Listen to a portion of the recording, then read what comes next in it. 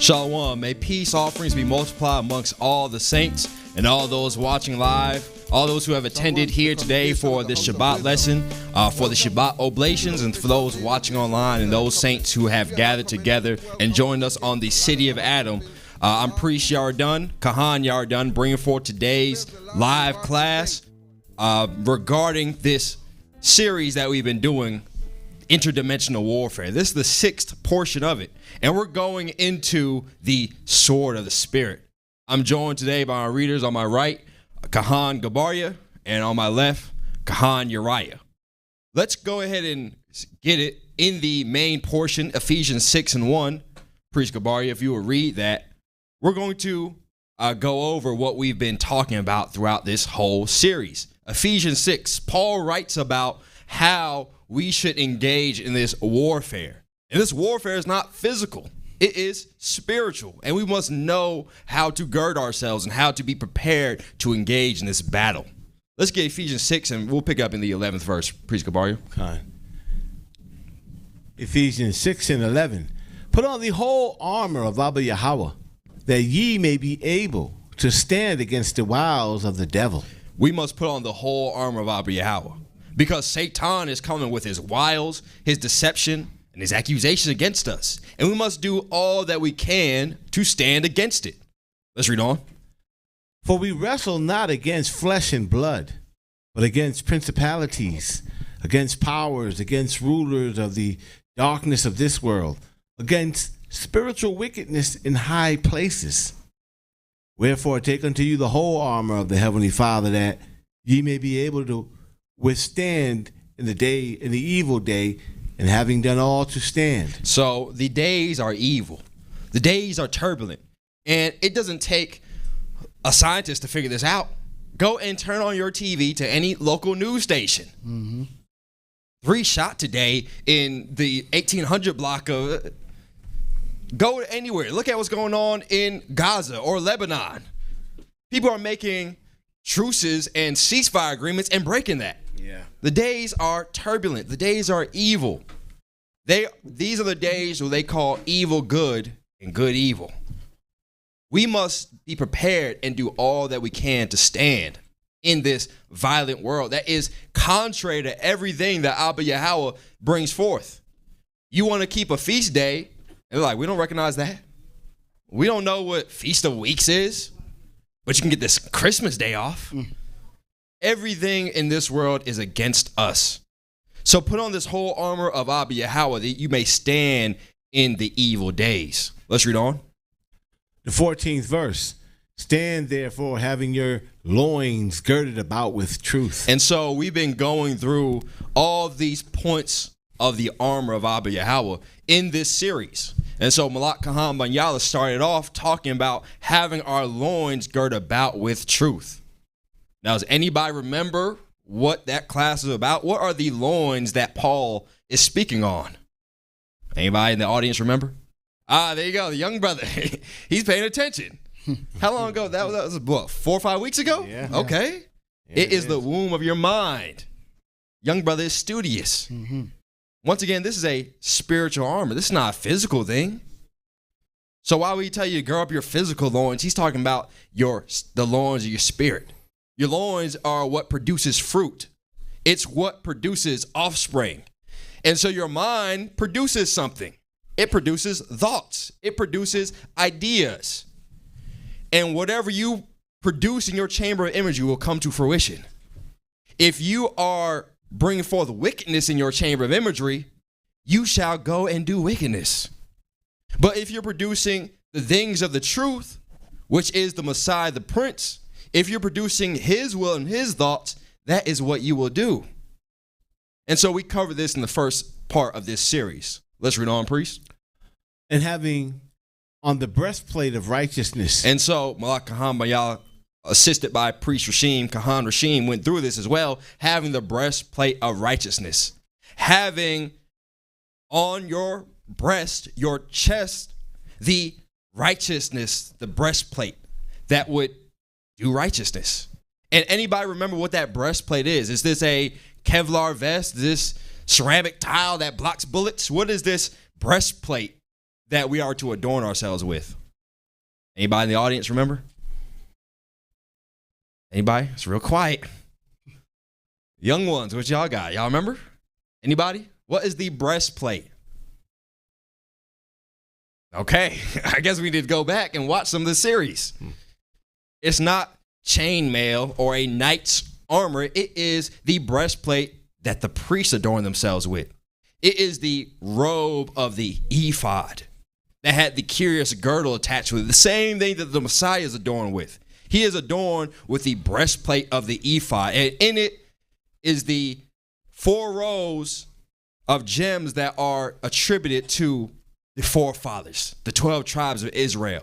And this is the breastplate of righteousness that will guard the inner man, will guard your chamber of imagery by doing that which is right. So Satan cannot accuse you and defile your sacrifices. It can defile all the things that you produce in your chamber of imagery, so that you are always connected with the spiritual realm. Let's read on, priest.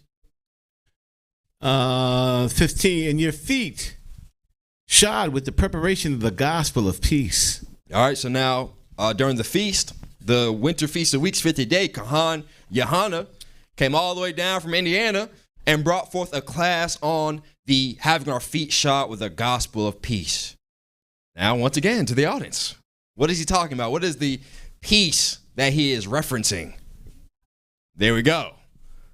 I was going to be ashamed if we didn't get that one right. There we go. The peace offerings. We must have our foundation sure in the peace offerings. And we see why Satan is so heavy on telling you sacrifice are done away with. This is a piece of your armor. And if you're going to take that away, you have a vulnerability. You have no way to connect yourself with Abba Yahweh. This is Abba Yahweh's language that he speaks. Mm-hmm. He doesn't speak to us in words, and we don't communicate back to him with words. We communicate to him with oblations and sacrifices and peace offerings. And so if you can get rid of this, you've gotten rid of the whole foundation. You are on pillars of sand, not pillars of stone at this point. You build a house on sand, that thing's going to be gone tomorrow. Let's read on, priest. 16th verse.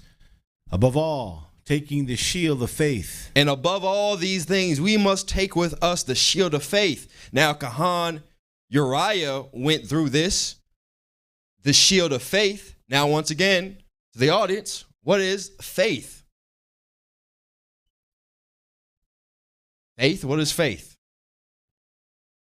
Young brothers on point. Okay.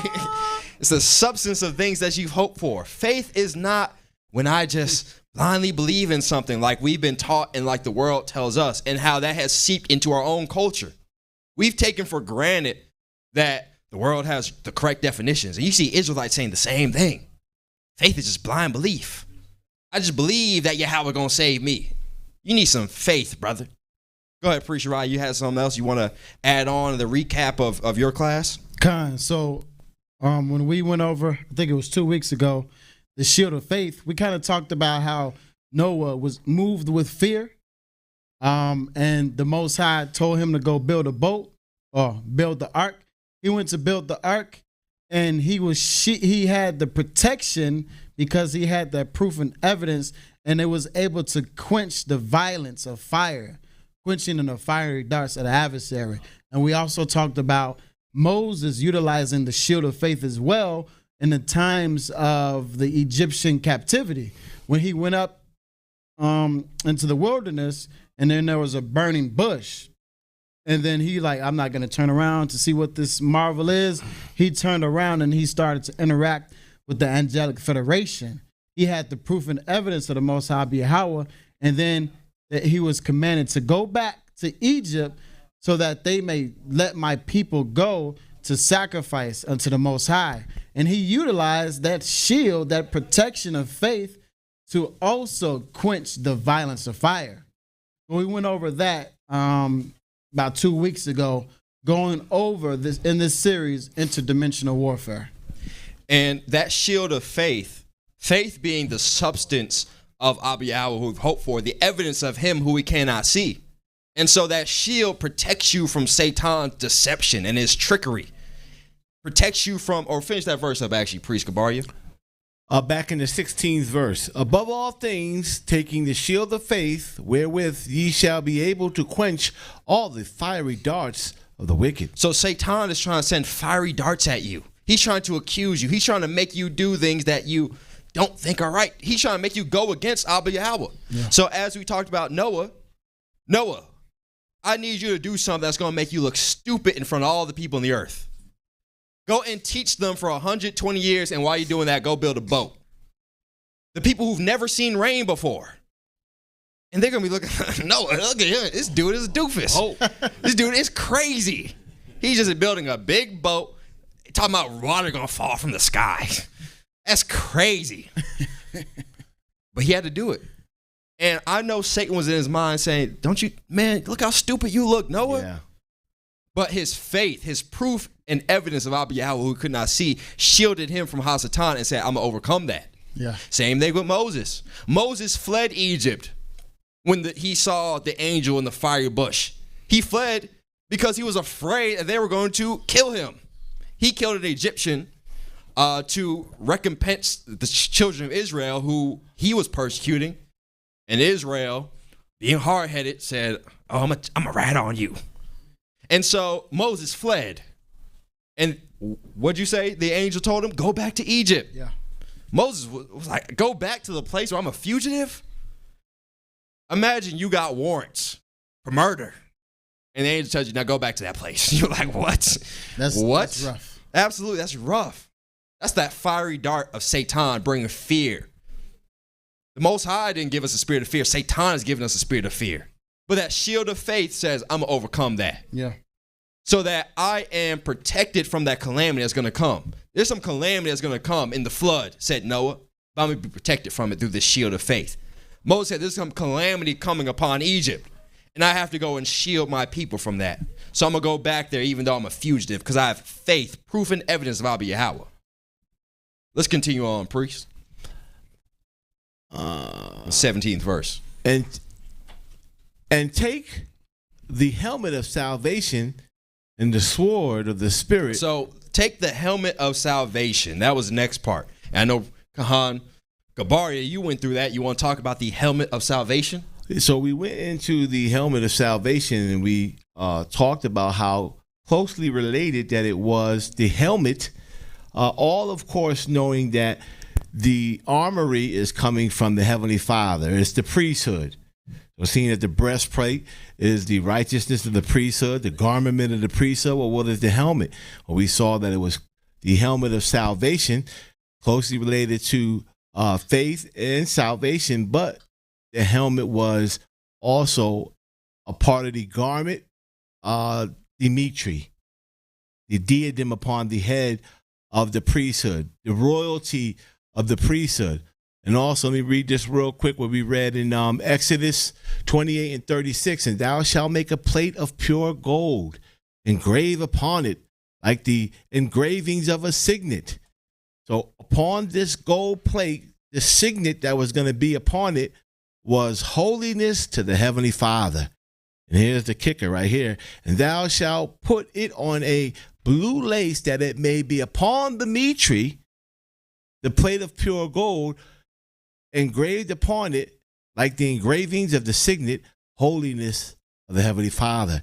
And it shall be upon the forehead of Aaron. And Aaron may bear the iniquity of the holy things which the children of Israel shall hallow all their holy gifts, and it shall always be upon his forehead. So likewise, the priesthood, that helmet of salvation, that holiness is to be upon our foreheads. But also this is that holiness that's going to allow us to be a part of that first resurrection. That holiness is going to be allow us to be partakers of being protected from the Heavenly Father. And without that helmet of salvation, we saw that those that didn't have that helmet of salvation, there was death and destruction that came upon them. So it didn't matter if they were old, if they were young, if they were men, if they were women. If they didn't have upon that holiness, that helmet of salvation, there was destruction coming to you. But if you had it on, there was life, closeness to the Most High, being a part of that first resurrection. And we see the high priest, that's Priest Gabaria, was mentioning had this Peachtree, this diadem upon his head. And he was the one who directly had to do with the salvation of the children of Israel. He was the one who on the Day of Atonement saved Israel from all their sins and all their iniquity. We see the Messiah doing the same thing. And so if we're not partakers of this priesthood, this righteous glory that Abba Yahweh has given us, then as Priest Gabari said, there is no salvation for us. Look what happened to Dathan and Corey. When they said, man, why are y'all priests? I'm a priest too. Let me do my own thing. What did Moses say? Who consecrated you? Yeah. Did a forehead slap like, oh, man, you stupid. All right, do this. Dathan, bring your oblation. And me and Aaron, we're going to bring ours. And we'll see what happens. Nathan and Corey talking about, let me heave this bread in a circle. And the Most High made a circle in the earth. And they went straight through to Dudiel. God. And so there was no salvation for them because they rejected the Peachtree, the diadem of the royal priesthood that Abba has chosen. Yeah. And so these are all the things that are armor for us. They are a protection. The world likes to look at these physical things as armor. But the Most High said, I've given you an armor that is even greater than that. Now, these all are defensive. They all are things that protect you. All these things stop Hasatan from being able to vex you with his wiles. But now, we're going not just the armor, but the armory. Yeah. We're about to open up the gun cabinet and get some tools. Let's read on, priest. 17th verse again. And take the helmet of salvation and the sword of the Spirit. Now he comes back and says, now that you have this armor, you have your loins girt about with truth. You have the breastplate of righteousness. You have your feet shod with the preparation of peace. You have the shield of faith, and you have the helmet of salvation. Now that you are protected in this battle, let me now give you a weapon. Let me now give you the sword of the Spirit. Read on. Which is the word of Abba Yahweh. So now we're going to go and get into this particular class regarding the sword of the Spirit, which is the word of Abba Yahweh. Let's first look at Luke 22 and 35, priest Uriah. We're going to pick it up in the 35th verse. And now we have to understand what this sword is. As we mentioned, these things are not tangible things. He's not saying get a physical weapon. What was the Messiah saying here? Luke 22 and 35, priest. And he said unto them, when I sent you without purse and scrip and shoes, lacked ye anything? And they said, nothing. Then said he unto them, but now he that hath a purse, let him take it. So when the Messiah was on the earth and he commands disciples to go out in twos to all the cities round about, he said, don't take anything. Don't worry about anything. Don't worry about where you're going to get food from. Don't worry about where you're going to stay. Don't worry about how you're going to buy stuff. He said, don't even worry about what you're going to say to these people. The spirit of wisdom is going to come and enter into you right at that moment, as long as you abide in my will. But now he said, I'm about to be crucified, though. The world is about to change. It's going to go back to his old darkness for the rest of the 7 days. The prince of darkness comes, and he has nothing to do with me.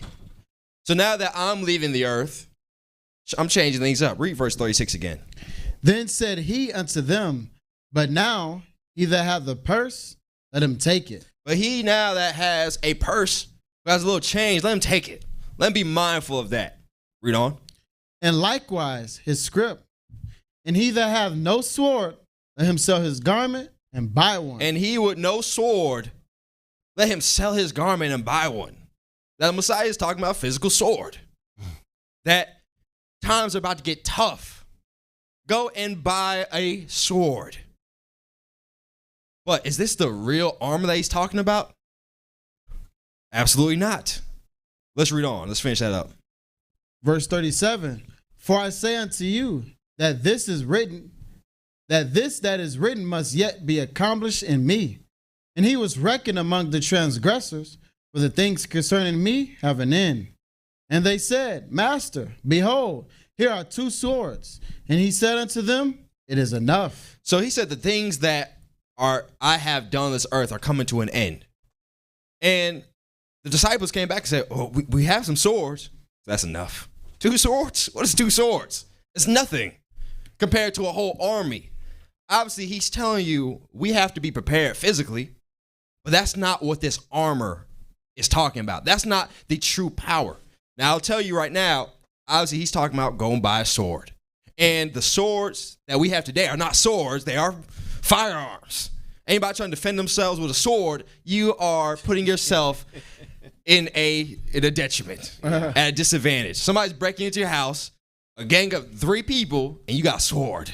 What are you going to do? Nothing. You might as well just hide in your closet and just wait for it to be over. We should all be ready to defend ourselves.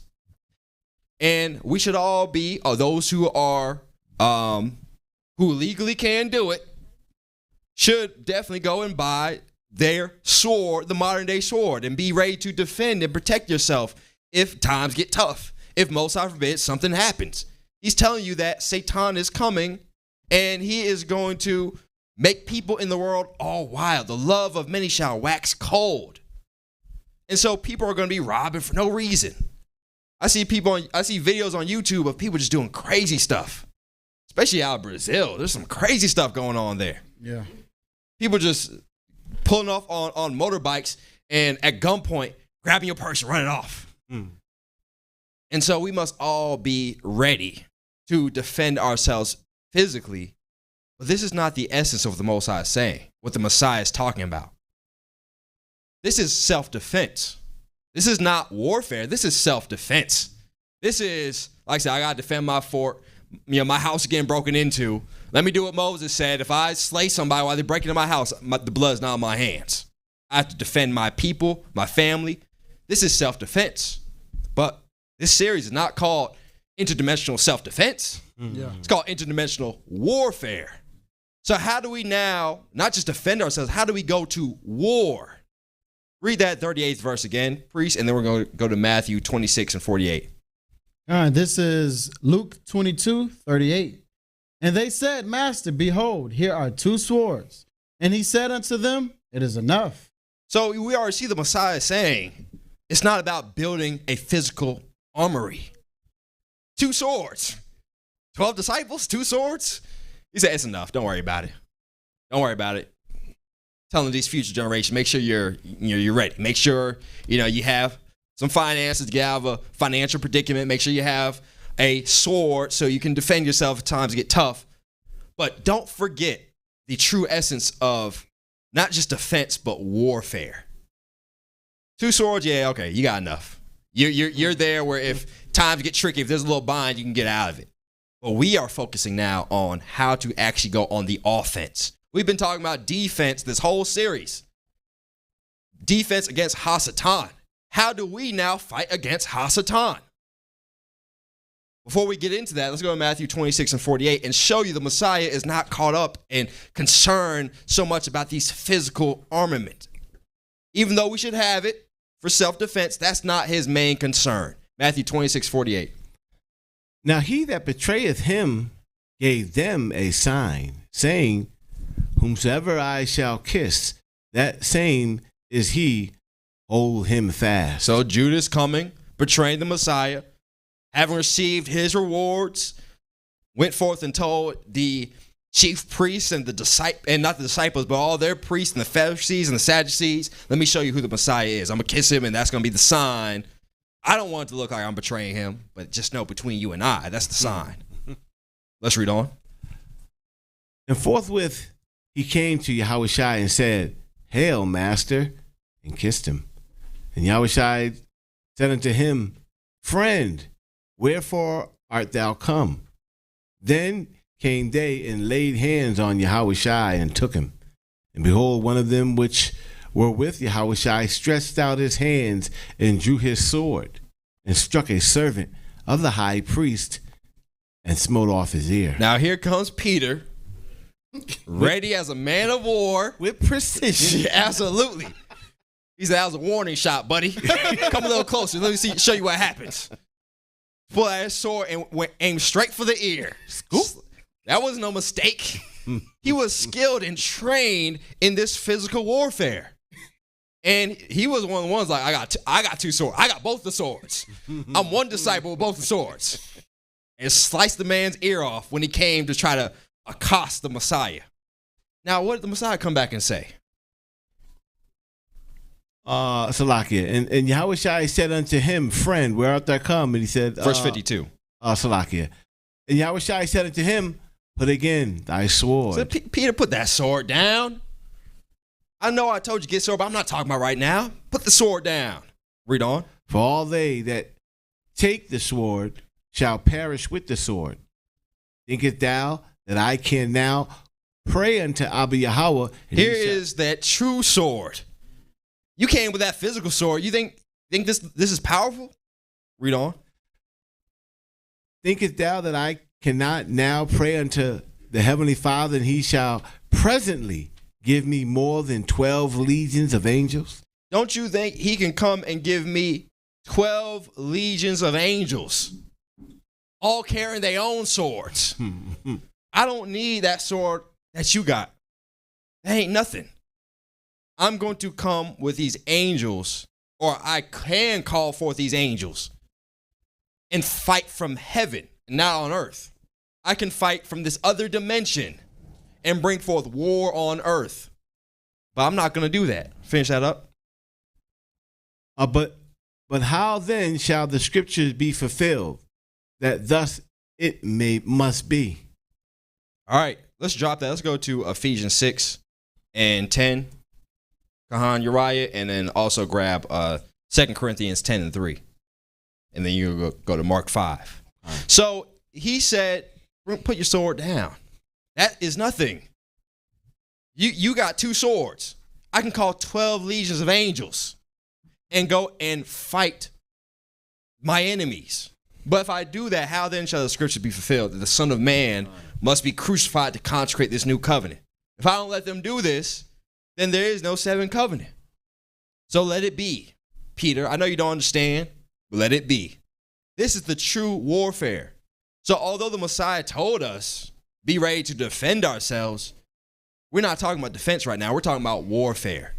We're not talking about getting our military together so we can go to war against one of these nations. We are talking about fighting from the other dimension, from the other heavens, and bringing it down here to this heaven. You're not going to do that with a physical weapon. Let's get Ephesians 6 and read verse 10 again. Finally, my brethren, be strong in the Most High and in the power of his might. Put on the whole armor of Abba Yahweh, that ye may be able to stand against the wiles of the devil. For we wrestle not against flesh and blood. For we wrestle not against flesh and blood. Peter was wrestling against flesh and blood. Cut a man's ear off. Yeah. He's saying we don't fight against that. That's not what the battle is against. So anybody who has physical weapons, be skilled like Peter was, but be wiser than him at that point. Be skilled in it, know how to use it, so especially for safety's sake, but recognize that's not going to solve your problems. That's not going to liberate us from the hands of our true enemies. Who are our true enemies? Against principalities, against powers, against the rulers of the darkness of this world. This is who the true enemy is. Principalities and powers, the rulers of darkness. Finish that up. Against spiritual wickedness in high places. Let's go 2 Corinthians 10 and 3, Priest Uriah. So that is the true enemy. It is spiritual wickedness in high places. And what is your firearm or your sword, your knife, your nunchucks, whatever you got? What is that doing against spiritual wickedness in high places? They laughing at you. This dude think he can overcome the legion of demons with a gun. Okay. Let's see what that's going to do.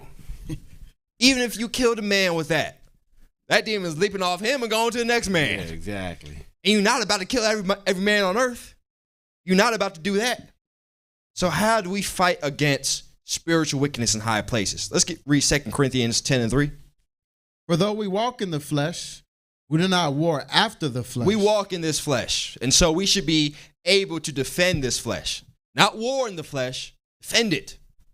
so that the Spirit can continue to do the work that is needed of Abba Yahweh upon the earth. But your warfare is not of this flesh. Read on. Verse 4. For the weapons of our warfare are not carnal. The weapons that we use for warfare are not carnal. If you are trusting in carnal weapons, then you are carnal, and that is enmity with Abba Yahweh. Yeah. He wants you to be spiritual. Although you are a fleshly being, we're the sons of Adam trapped in these physical bodies, you must be spiritually minded. Physical in body, but spiritual in mind. And use those spiritual weapons to do what? But mighty through Abba Yahweh to the pulling down of strongholds. To pull down these wicked strongholds. What are those strongholds he's talking about? Read on. Casting down imaginations. Imaginations. Wicked things in your chamber of imagery. This is firstly where the battle happens. In your chamber of imagery. And so we must cast down those strongholds that are there. Anybody ever had a thought that you couldn't shake, that you knew was an abomination? You just can't get rid of it. Yeah. I use the analogy all the time because it's faith for me. You have these earworms of these Christmas jingles. I knew it. Yep. And they stuck in your head. And that thing is it's got a stronghold on you. That thing will not leave. We need these powers. We need the sword of the word, the sword of the Spirit to cast down that wickedness in our chamber of imagery. And all the other things. Substitute that for whatever is in your chamber of imagery that has a stronghold on you. Whatever desire, temptation, whatever thought you have that is an abomination and has a stronghold over you, you need to learn how to have the weapons to cast that down. Read on. And I'll tell you, a gun, a sword, a knife, boxing gloves are not going to do that. Let's read on. Continuing on in the 5th verse. Casting down imaginations and every high thing that exalteth itself against the knowledge of the Most High, and bringing into captivity every thought to the obedience of the Messiah, and having in a readiness to revenge all disobedience when your obedience is fulfilled. All right, so you must be obedient.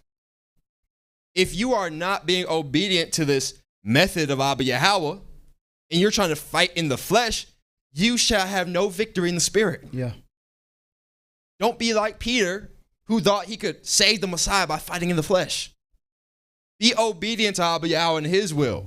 And to a carnal person, that seems very weird. Fight from the spirit. I ain't doing that. I'm going to make sure, you talk about my mama, you're going to get these hands. Bye. That's a carnally minded person. Okay. Oh, you talked about, oh, what'd you say? Say it again. Say it 3 times so I can hear you so I hear you good. So when I bring that sword of the Spirit, there is no confusion. We're going to talk about that in a little bit. Let's get Mark 5:1. Let me get another priest to go back to, you had Matthew? Mark. Yeah, okay, get Mark and go back to Matthew.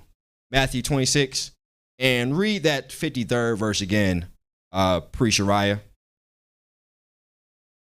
Thinkest thou? That's it. Okay. Thinkest thou that I cannot now pray to my Father, and he shall presently give me more than 12 legions of angels? So this is part of the interdimensional warfare. The Messiah could pray to Abba Yahweh, and he will send him a legion of angels. Now, why did he say a legion of angels? Let's go to Mark 5:1. Priest Gabaria. And they came over unto the other side of the sea, in the country of the Gadarenes. And when he was come out of the ship, immediately there met him out of the tomb a man with an unclean spirit, who had his dwellings among the tomb, and no man could bind him, no, not with chains. All right, jump down to the 8th verse now. So the Messiah comes, and there's a man filled with the spirit of sin, and he is deranged. He's living in a cemetery. This man is crazy. But it's not him, it's sin that's dwelling in him. Let's read on the 8th verse. For he said unto him, Come out of the man, thou unclean spirit. And he asked him, what is thy name? So the Messiah, through the priestly order that we've been going through, cast out these spirits through a spiritual sin offering. And he said, who are you? And what did he say? He answered, saying, my name is Legion, for we are many. He said, I am Legion, because it's not just me. It's a whole platoon of us in this man. A legion is not just a group. Mm-hmm. And so this is important too. A legion is not just many. Anybody know what a legion is? Anybody know? No, what is it specifically? Not just what number it is. What is it?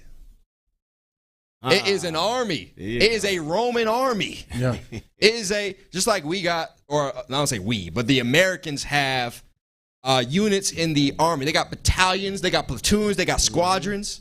A legion is like that. It is a collective body of soldiers who are about to go to war. Specifically soldiers. Exactly, specifically soldiers. So Satan and sin, they have their soldiers. They have legions. They are many. So the Messiah said in this warfare, we're going to have legions of angels. How are you going to fight a legion with one man? When you go to war, do you have a whole army on one side and a few people on the other? Now you have one army meeting here and another army meeting here, and they come together and fight in the valley. Mm-hmm. Two armies going head to head, and this is where we're at. This is the warfare. There's legions of sin, platoons of sin. If we had put this in more modern language, we would have said a platoon. I am battalion because I am many. I'm ready to go to war.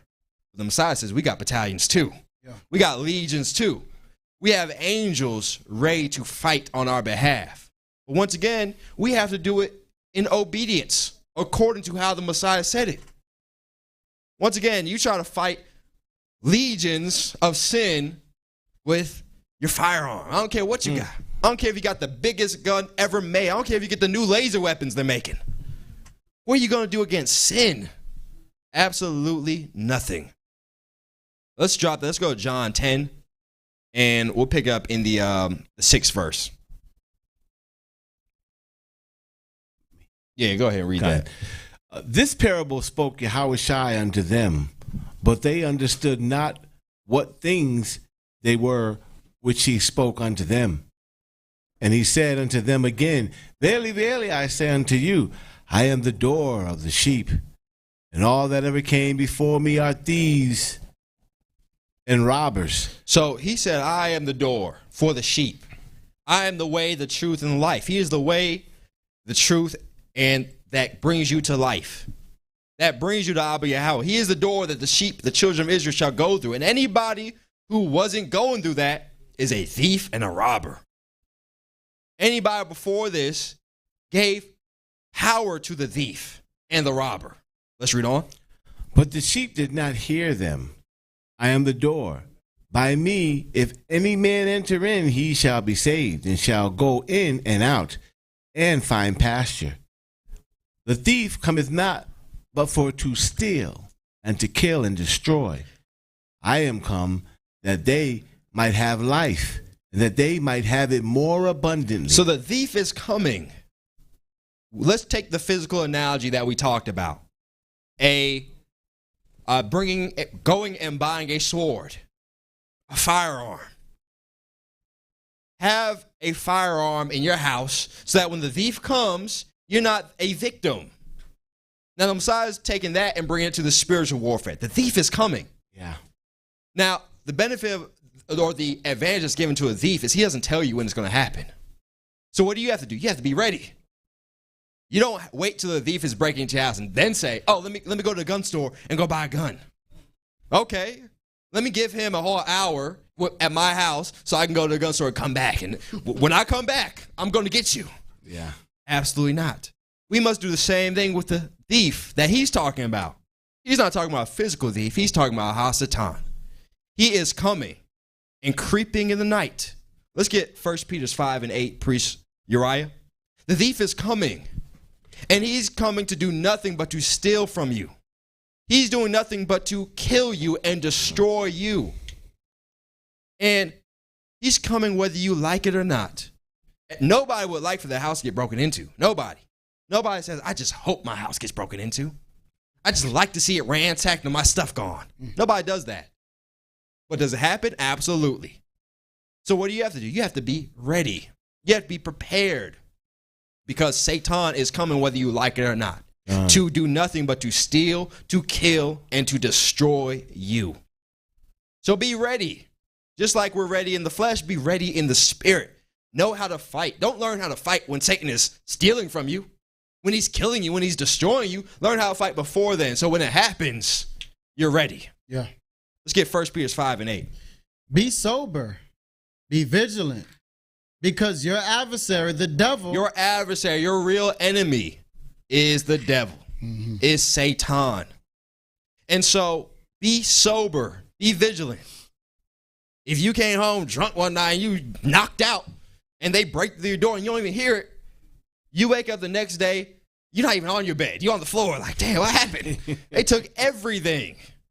So we must all be sober and vigilant.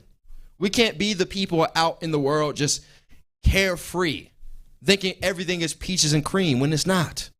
When Satan is coming to kill and steal and destroy everything you have. This is the true adversary. This is who we're really going to war with, is the devil, Satan. And what is he doing? As a roaring lion walking about, seeking whom he may devour. He is coming to devour you. Remember, we are the sheep looking to go through the door that's the Messiah. What do lions eat? What do wolves and coyotes eat? They eat sheep. And if you're caught lacking, if you're caught without a shepherd out in the wild, what protection do you have? None. Nothing at all. But we're not just sheep that are just docile. The Messiah is showing us, gird yourself up. Get some horns so you can buck back at a coyote. Matter of fact, on top of those horns, get you a sword. We are sheep holding swords, and we need to be ready to fight. Now, I know many of you, or some of us at least, probably have seen this warfare from the other dimension. In your dreams, you may have a nightmare, night terrors, or whatever. Something crazy is happening in your dreams. And how many of us in our dreams try to solve or fight that battle physically? You ever had a monster or something chasing you? And you're running, but you're running in slow motion. That thing is going full speed and you're running like, why can't I move?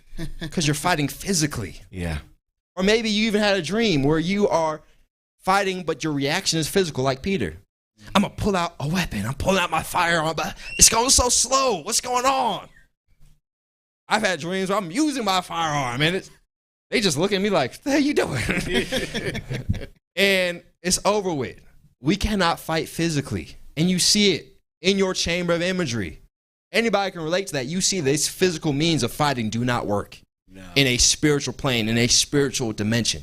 We must fight with this interdimensional warfare.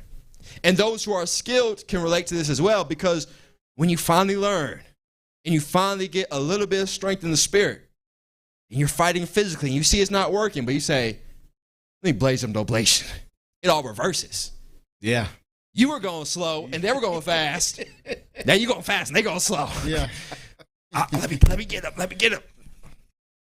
Well, all the while, fire from heaven is coming down, consuming them. Yep. And you're like, what was I afraid of? I was afraid of that. Yeah. This thing ain't nothing. This thing's a little chihuahua. I just kicked it and it's done with. Thing is burnt up in fire. Yeah, exactly.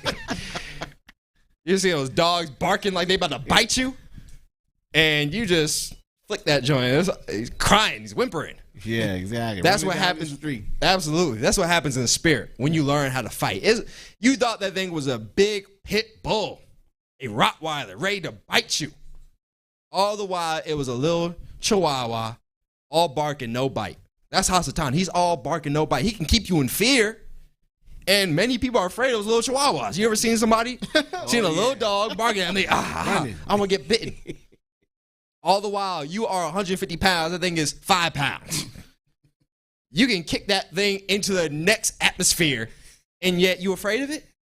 This is how Satan is. We have some power that is mighty. And yet, Satan has us in our dreams terrified, afraid, We need to learn how to fight on that plane. Because when that sword is given to us, there's nothing Hasatan can do. Let's drop that. Let's go to Revelations 11 or Revelations 1 and 10. And then Pre-Shirah, if you get Sirach 28 and 18. Now we're going to talk about what this sword is, the sword of the Spirit. What is this specifically as we get deeper into this class? Revelations 1 and 10. I was in the Spirit on the Lord's day, and heard behind me a great voice as of a trumpet, saying, I am Alpha and Omega, the first and the last. And what thou seest, write in a book, and send it to the 7 churches which are in Asia, unto Ephesus, and unto Smyrna, unto Pergamos, and unto Thyatira, and unto Sardis, and unto Philadelphia, and unto Laodicea. All right, so now we see that this is the Messiah. John is being brought up, and somebody with the voice of a trumpet speaking, saying, I am Alpha and Omega. I am the beginning and the end. I am the firstborn and the one who shall bring an end to everything. Let's read on. The 12th verse. And I turned to see the voice that spake with me, and being turned, I saw 7 golden candlesticks. Once again, somebody who is caught up in the priestly responsibilities. Amongst the candlesticks, you dress them daily. Not a menorah, but the lights that illuminate the tree of life. Once again, as a side note, all the brothers want to put a menorah on themselves. And as we talked about several times, that's because nobody other than the Khazars do that. If the Khazars put a big middle finger on themselves, you would be doing the same thing. We are that slow. These candlesticks were lights for the more essential things in the sanctuary. Nobody other than the priesthood here, through the Spirit of wisdom, is propping up a tree of life to show what we are supposed to actually do in the sanctuary. Ask these brothers what you do with the menorah. Right. What's the purpose of that? What do you do with it? Oh, it's light. For what? Yeah, kind. So we can see. See what? The tree of life. So you can go and keep it and dress it. But let's get back to the point. Let's read on. The 13th verse. And in the midst of the 7 candlesticks, one like unto the Son of Man, clothed with the garment down to the foot, and girt about the paps with a golden girdle. Once again, we see the high priest being a high priest. Yeah. In the midst of the golden candlesticks, dressing the tree of life, and having upon him that breastplate of righteousness. Having upon him the ephod that is attached to the golden girdle. Let's read on. His head and his hairs were white like wool. Once again, brothers, go for that low-hanging fruit. The Messiah was a black man. So the Messiah, who's an angel in heaven, is black. Okay, we get that. When he came on earth, he came out of the tribe of Judah. We know that these Israelites were black people. But the angel is a black man too? No, he's an angel. He transcends this fleshly body. Black, white, Asian, all that is a result of being primal. Yeah. The Messiah is angelic. His hair represents the woolly oblations that you offered, the lambs and the sheep that were offered on the brazen altar as a burnt offering. This is not talking about the skin of an angel. Angels don't have skin. He's a light. He's illuminating. He is representing the priesthood, everything related to the oblations themselves. Let's read on. As white as snow, and his eyes. White as snow being, it was pure. There was no sin, no wickedness within it, within him and his oblations. Let's read on. And his eyes were as flames of fire. And so if this is talking about he was a black man, why are his eyes red with fire? He was drinking that wine. Right. Like that man of Shabbos. He is stressed out with Israel. He had to keep drinking that wine. It's the fire from the brazen altar that consumes the sacrifice. Enoch talked about the house of Abiyah and called it a house of fire. Yeah. Yeah. What is fire? Can you hold fire in your hand? Beyond just the heat, beyond just the fact that it'll burn you, it's something that's almost not tangible. You can feel it, you can see it, but you can't encapsulate that. Yeah. You can't put fire in a bottle and say, I got some fire. Yeah, it's a spirit, a spiritual, not made with these hands. Mm-hmm. So his eyes were like the fire that consumed that lamb that was on the brazen altar for a sacrifice. Let's read on. And his feet like unto fine brass. This doesn't mean, we'll finish the next part of that verse. As if they burned in the furnace. This is not talking about his legs were black, like a black man. This is talking about his body embodied that brazen altar made of brass. And why was it burnt? If he was black, why didn't they say dark as onyx? Black like the dirt. Why didn't they say that? Why did they choose brass that was burnt? Because the brazen altar holds the fire of the sacrifice and it gets charred. Yeah. It gets burnt with all the sacrifices that you were given. When Solomon built the temple, that brazen altar received hundreds of thousands of sacrifices. That brazen altar was brand new and that thing was black. Yeah. With all the sacrifices Solomon was offering that day. And it was brand new. Thousands upon thousands. Absolutely. If your brazen altar is not getting burnt, it's just collecting dust. It's all polished and shiny. You look good, but you ain't doing nothing. Yeah. Burn up some fire in that offering, or in that brazen altar. Let's read on. And his voice has the sounds of many waters. And his voice spoke the things of the baptism, the washing of the priest to prepare them for the sacrifices. Not just a deep, brotherly voice that black men have. No, it's because he is doing everything regarding the priesthood. It says voice carries. He got that Barry White voice. That's not what the Messiah is about. He is doing everything related to the priesthood because he indeed is a high priest in the house of Abba Yahweh. Let's read on, priest. And he had in his right hand 7 stars, and out of his mouth went a sharp two-edged sword. And out of his mouth came a two-edged sword.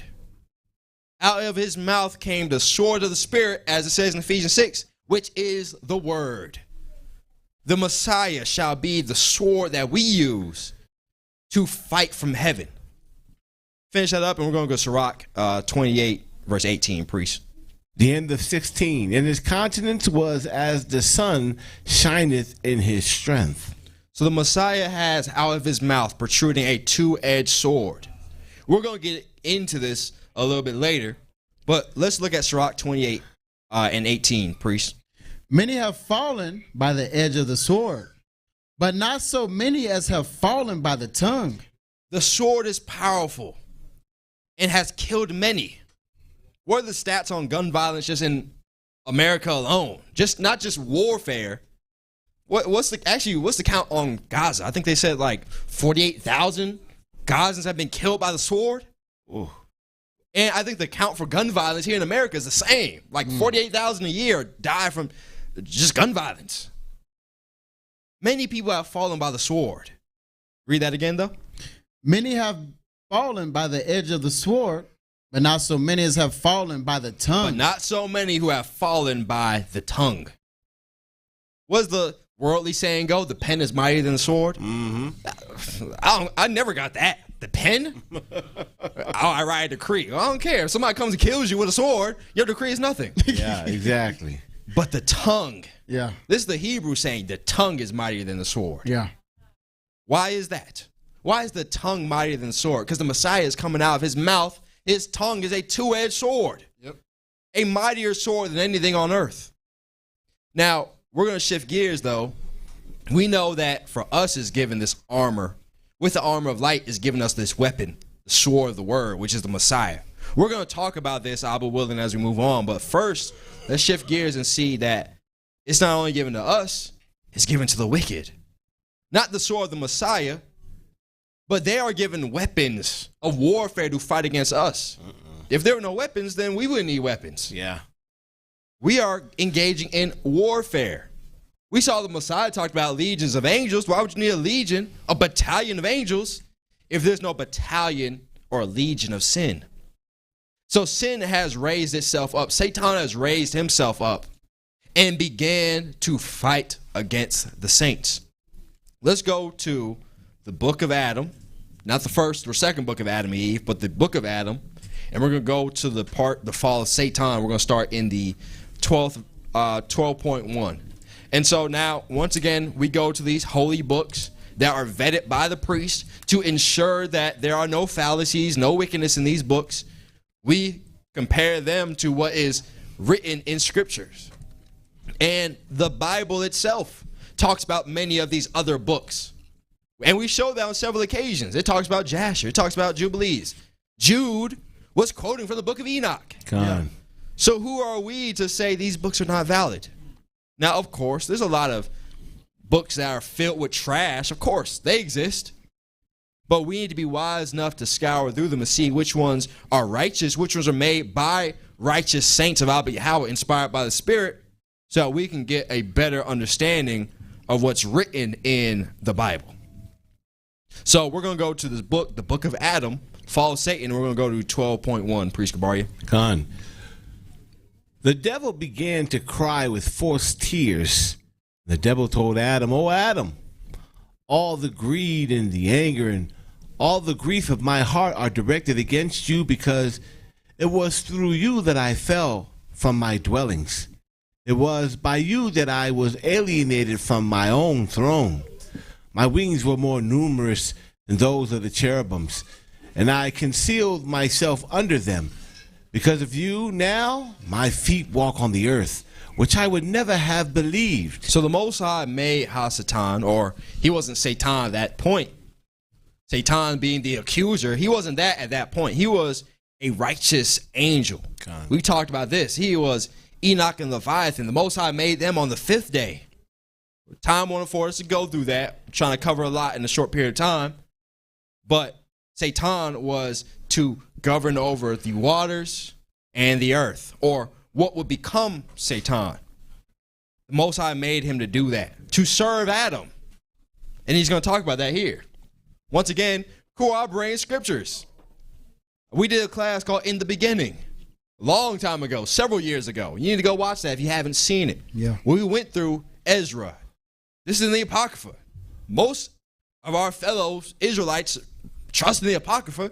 What was he talking about on the 5th day? Enoch and Leviathan were made. What was he talking about then? Explain that to me. This is what he's talking about. This is what he is talking about. On the 5th day of creation, the Most High made Enoch, not Enoch, the son of Adam, also known as Behemoth and Leviathan. Let's read on. 12.2. Adam replied to the devil and told him, "What is my fault, by which I have done all that to you?" And the devil replied to him and told him, "You did nothing to me, but it was because of you that I have fallen upon the earth. The very day when you were created, on the day I fell from before the Heavenly Father's face, because when Abba breathed a spirit into your face, you had the image and likeness of the divinity. Then Michael came, and he presented you and made you bow down before the Heavenly Father. And the Heavenly Father told Michael, I have created Adam according to mine image and my divinity. And Michael came, and he summoned all the troops of angels and told them to bow down before the likeness and image of the divinity. And then when Michael summoned them, and all had bowed down to you, he summoned me also." So now we see all these angels, as you say, a troop of angels, the multitude of angels were created all before Adam. Adam was made on the 6th day. However, the Most High said, "This is my chosen. I have chosen him to govern over all of you." Everyone bowed down to Adam, who was created on the 6th day. You were created before the 1st day even came. Yet you bow down to Adam, who I have created on the 6th day. And the angels who had faith in Yahweh, who saw proof and evidence, they were there in the creation of the whole world when nothing was created before then. They saw it with their own eyes. They bowed down and said, "This is what the Most High said, then it's good. I'm going to go and do it." So remember, there was nothing in the space, and then all of a sudden the earth came, and then waters came. And the knowledge was given, the Urim of enlightenment was given to everybody, and all these things, the waters separate at the commandment of Yahweh. The mountains formed. Man, you better submit. I know it sounds weird. The younger one, the 6th day, he should be bound down to me, but It's the Most High's will. They had the shield of faith.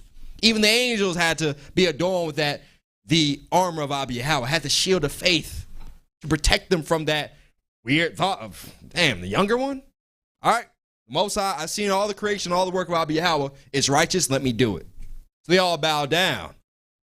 Now, Satan, on the other hand, or who would become Satan, he wasn't Satan at this point. Leviathan and Behemoth, they were called too. Now, they were created on the 6th day. They didn't see all the works of Abba Yahweh. Yeah. Let's read on. And he summoned me also, and I told him, go away from me, for I shall not bow down to him who is younger than I. I was born on the 5th day. I'll submit to Michael. I'll submit to the Messiah. I'll submit to Raguel and all the archangels. I'll submit to all the legions of angels, because they were made before I was even created. Adam, though, I was made on the 5th day. Adam, you bow down to me. You 6th day. You younger than me. He said, I'm not going to bow down to the younger one. I deserve that firstborn right, or the 5th-born right. Let's read on. Indeed, I am master prior to him, and it is proper for him to bow down to me.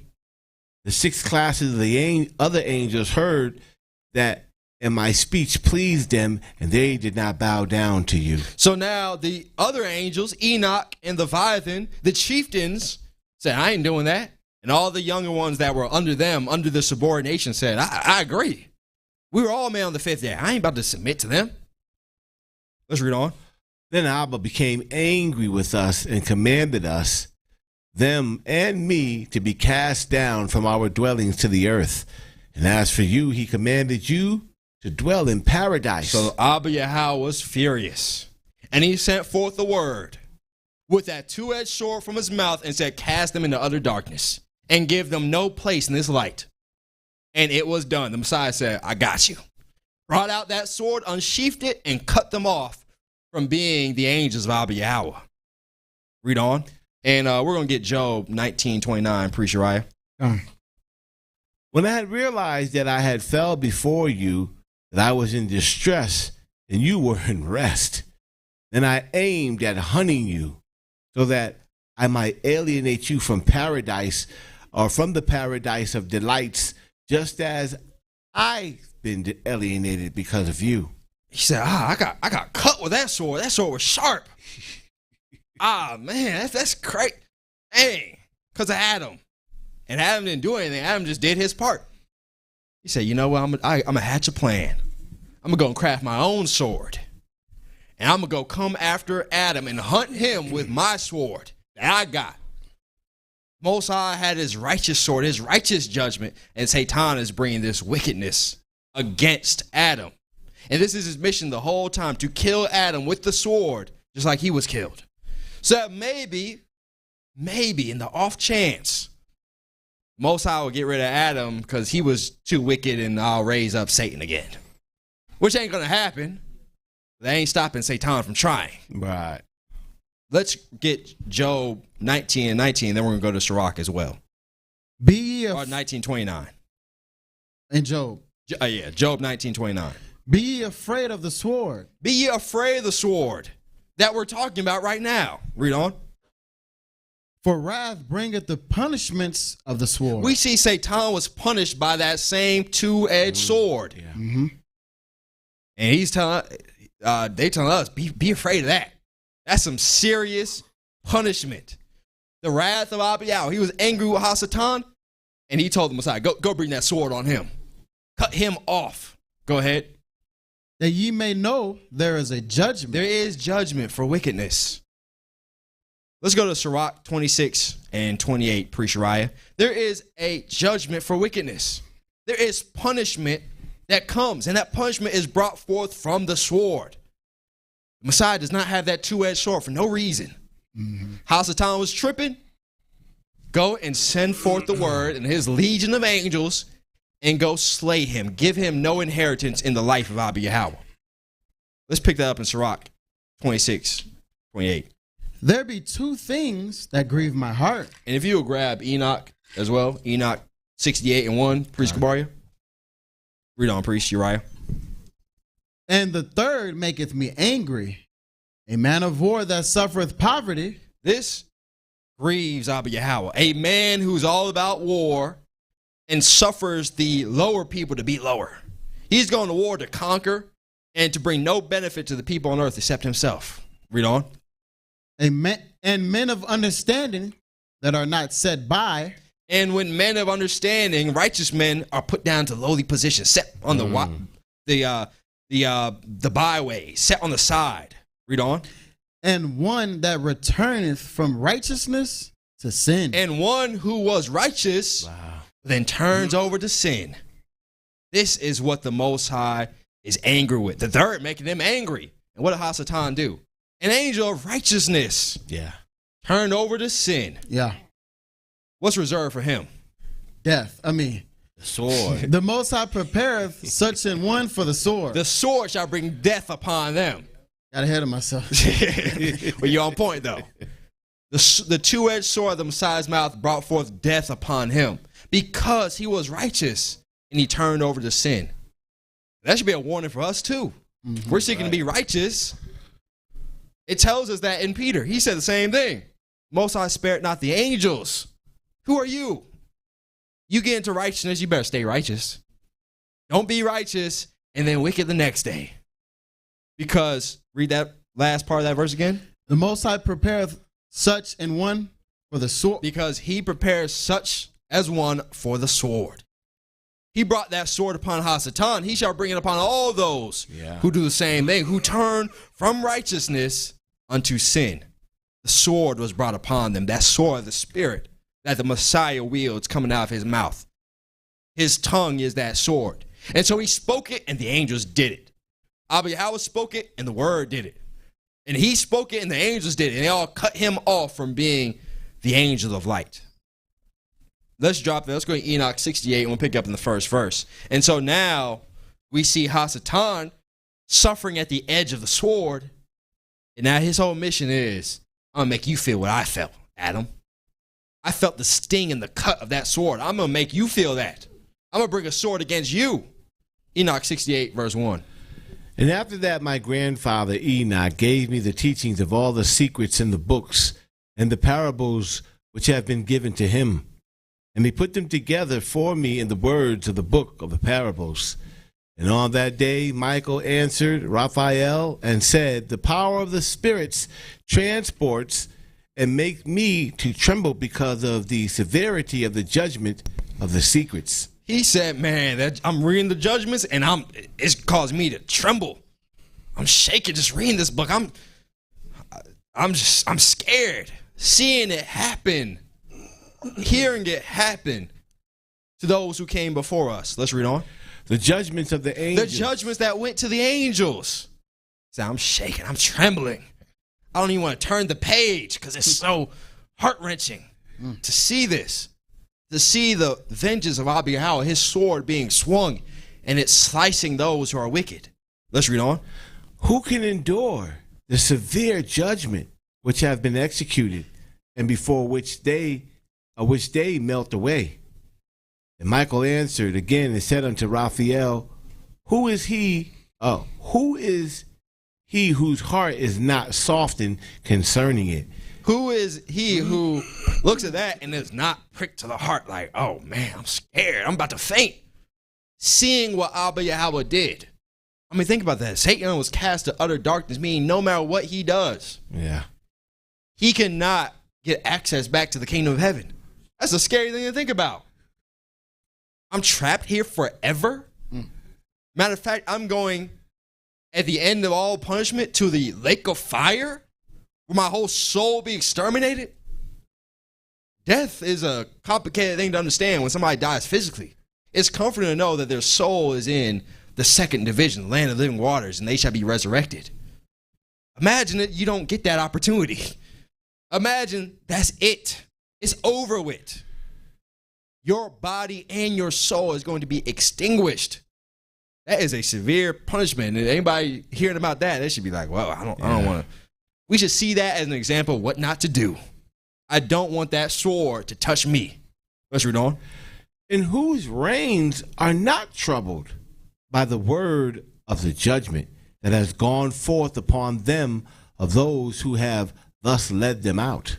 And it came to pass, when he stood before the Lord of spirits, Michael said thus to Raphael, I will not take their part under the eye of the Heavenly Father, for the Heavenly Father of spirits have been angry with them, because they do as if they were the Heavenly Father. He was angry with them because they do as if they were the Heavenly Father. You ain't me. Who told you you can go and make a new order outside my order? Who told Hasatan you could do that? The Most High was angry with them. The Most High can be proud and boastful because he's the one, he's the creator of it all. Hasatan, who are you? I told the angels to create you. Sit down somewhere. Matter of fact, Messiah, go ahead. You got the two-edged sword, right? You got it sharpened? Go ahead and enact that vengeance for me. Cast them into utter darkness because they try to act like they're the Heavenly Father. Let's read on. The 5th verse, therefore, all that is hidden shall come upon them forever and ever. For neither angel nor man have his portion in it, but alone they have received their judgment forever and ever. They have received their judgment forever and ever. And there's going to be people who are bound with them and going to receive that punishment and do the hell. But they said Satan got something special coming to him. He's the one who started all of this. Yeah. So yeah, I'm going to punish Cain. I'm going to punish those fallen watchers. I'm going to punish all of them. But Satan, I got something special for you. Him. Let's go to the next chapter, 69. And if Priest Uriah, you go to Enoch chapter 8. And we're going to pick up in the first verse. Enoch chapter 69, verse 1. Priest Kabari. And after this judgment they shall terrify and make them to tremble, because they have shown this to those who have dwelt on the earth. So after this judgment was pronounced, they were trembling. They were in fear. Let's read on. And behold, the names of those angels. Now these are the names of the angels who were cast down. Remember, Satan said his wings were more numerous than the cherubims. He was an angel. And he had legions of angels, or divisions of angels, who followed him and rejected Abba Yahweh. Here's the names of those angels that were cut off with the sword and received that terrible, terrifying judgment. Let's read on. The name of the first was Jaquan. That is, the one who led astray all the sons of the Heavenly Father, and brought them down to the earth, and led them astray through the daughters of men. This is one of the demons, as we covered in the series Angels and Demons. This is one of them, Jaquan, who led the sons of Abba astray. We're not going to get into all the details of that. You got to watch that class and watch that series. But we see one of the names, one of the list of the angels, or the angels who are now Hasatans. Let's read on. And the second was named Asbeel. He imparted to the holy sons of Abba Yahweh evil counsel, and led them astray, so that they defiled their bodies with the daughters of men. So another one was Asbeel. He went and once again gave them evil counsel. He was the one whispering in the ear of the sons of Seth on the mountain.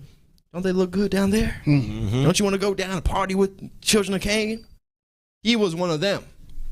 Let's read on. Was another one of these wicked Hasatans. And the third was named Gadriel.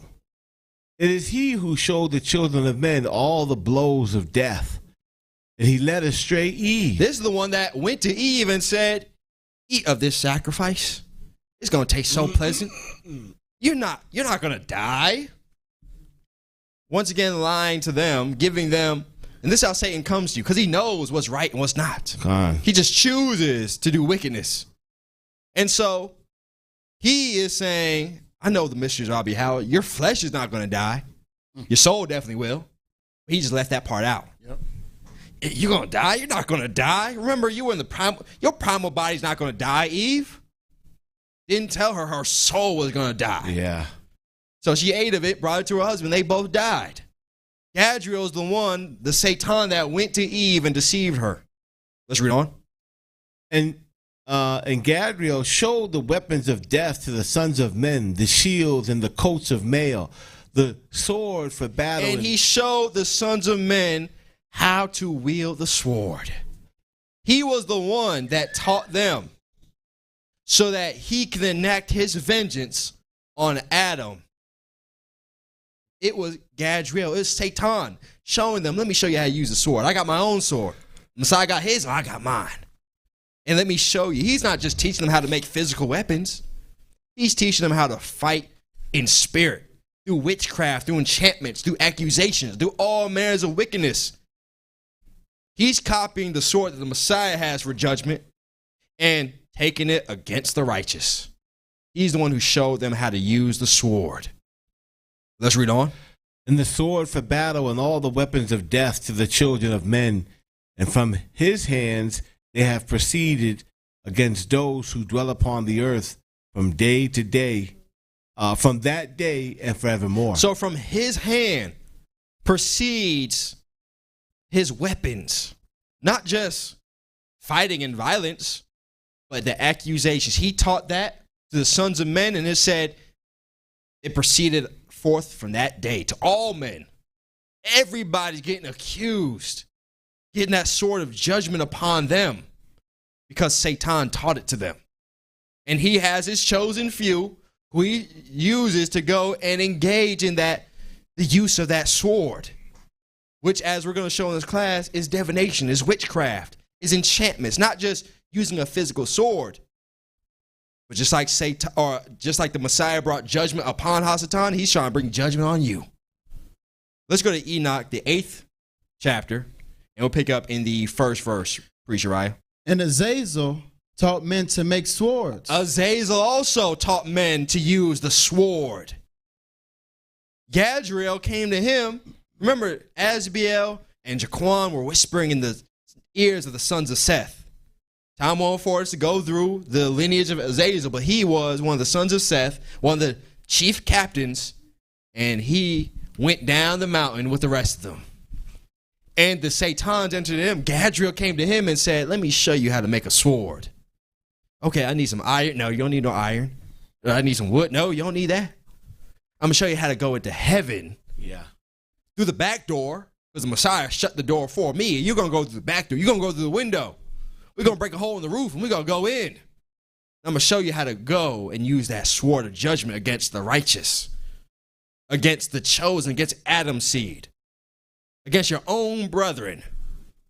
Let's finish that up. Let's read that again. And Azazel taught men to make swords and knives and shields and breastplates, and made them to know, and made known to them the metals of the earth and the art of working them, and bracelets and ornaments, and the use of antimony, and the beautifying of the eyelids, and all kinds of costly stones, and all coloring tinctures. All right, let's move now to the 86th chapter. Priest Uriah. We'll go to 86 and we'll pick up in the first verse. So now we see that Gadriel taught the sons of men how to use the sword, how to use Satan's sword from the spirit, that wicked divination against the righteous. And then he went and taught Azazel, brought him down the mountain so he can go and teach more of the sons of men.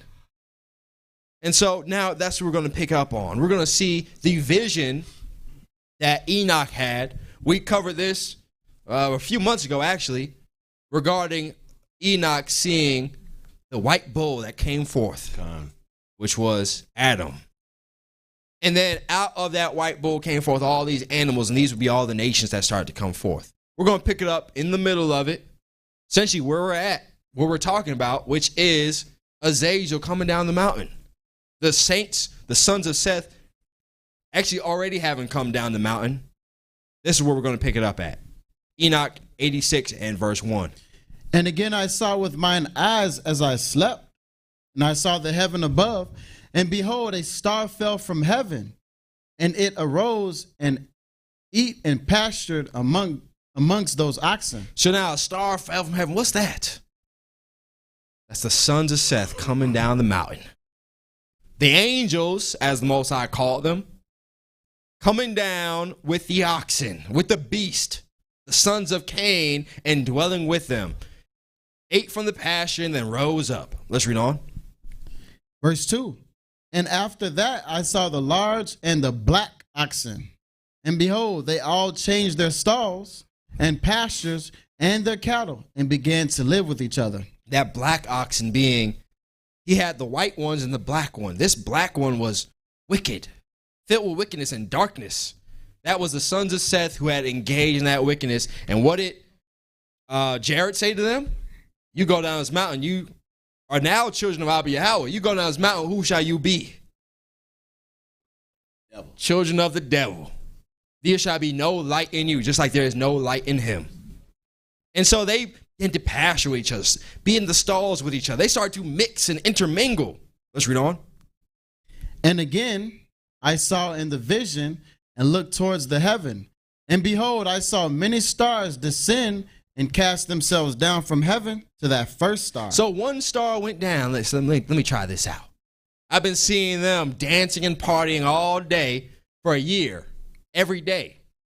And he went down and tried it, and he said, hey, y'all, it's fun down here.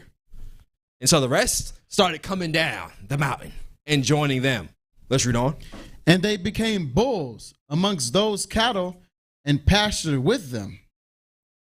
And I looked at them and saw, and behold, they all let out their privy members like horses, and began to cover the cows of the oxen. And they all became pregnant and bare elephants, camels, and asses. How many of us know of a cow that can produce an elephant? I never heard of that. Obviously, he's having a vision and seeing that out of this wicked union between the sons of Seth and the sons of Cain, or the daughters of Cain, came forth these wild animals, these beasts, elephants, camels, and asses, as we talked about in that class a few months ago. Let's read on. Verse 5, and all the oxen feared them and were affrighted at them and began to bite with their teeth and to devour and to gore with their horns. And they began moreover to devour those oxen, and behold, all the children of the earth began to tremble and quake before them. All right, for time's sake, let's jump to the 88th chapter, first verse. So now we see that these oxen have produced these wild beasts and these wild animals, and they began to gore each other, to kill each other, to fight against one another. And there was chaos on the earth. Let's read on to Enoch 88 and verse 1. And I saw one of those four who had come forth first, and he seized that first star which had fallen from the heaven. So once again, just like Azazel, he got bound up, hogtied, and sent forth into Dudiel. The angels came and made that happen, but it was too late. The cat was out the bag. Now remember, Azazel was taught them already how to make the sword, and he learned from Gadriel, the Hasatans. Let's read on. And bound it hand and foot and cast it into an abyss. Now that abyss was narrow and deep and horrible and dark. And one of them drew a sword. And one of these elephants pulled out a sword from his trunk. And so let me show you how to use this. Read on. Once again, it's a vision. We can't be taking this literally like he taught them how to use weapons. An oxen doesn't produce elephants. He's seeing something that's spiritual. Yeah. Let's read on. Continue on in verse 2. And gave it to those elephants and camels and asses. Then they began to smite each other, and the whole earth quaked because of them. So now the elephants and the camels and the asses were all given their swords, and they began to smite each other. They began to accuse and vex and charge one another. They engaged in witchcraft and divination against the entire earth. They went through Hasatan and say, look what the camels are doing. Yeah, look, they taking water on the Sabbath day. Oh, look what the elephants are doing. They getting peanuts on the holy day. Oh, look what the asses are doing. They're bucking up against each other. And everybody was just accusing everybody to get dominance, to vie for power over the earth. And so it shows you what the nations are doing. They've been doing this forever. Yeah. They've been doing this since Enoch's day. They are doing this to this very day. We just look at the history of man. It's always been a power struggle. It's always been a back and forth of this kingdom's ruling, then another kingdom comes and takes them over and they're ruling. And then they all do it through enchantments, through accusations, through the sword of the Spirit, not the righteous one, not through the doorway of the good shepherd who opens the door for the sheep, but through Hasatan, who tries to creep through the back door, tries to creep through a window, tries to break a hole in the foundation of your house and come through the ground. Coming in any way he can except that front door because he knows he can't. And so he is going to all these nations saying, let me show you how to use this sword. Let me show you how to get some power, bring judgment on somebody else. And so this is what all the nations have been doing. All the nations from the beginning of societies. We can go all the way back to the Mesopotamia with Sumer in the kingdoms of Akkad. They had magi's and witches and soothsayers so that Nimrod can get some strong power and govern over the earth. Then when he fell, the Egyptians were doing it. The exact same thing. Let's finish that up, priest. Verse 3. And as I was beholding in the vision, lo, one of those four who had come forth stoned them from heaven, and gathered and took all the great stars, whose privy members were like those of horses, and bound them all hand and foot, and cast them in an abyss of the earth. All right, we'll drop that, and let's go, Priest Gabaria, to Leviticus 26 and 14. And so we see that a sword was given to all these nations through this fall of Hasatan. Hasatan got chopped with a sword, and so he said, I'm going to make my own sword and chop Adam. And in doing so, Gadriel went and taught Azazel. Go down the mountain, let me show you how to enchant against the ones up top. And so he did that. And so there was a constant battle and constant fight for power. It was a Game of Thrones even back then, accusing one another, vexing each other so they can get some power.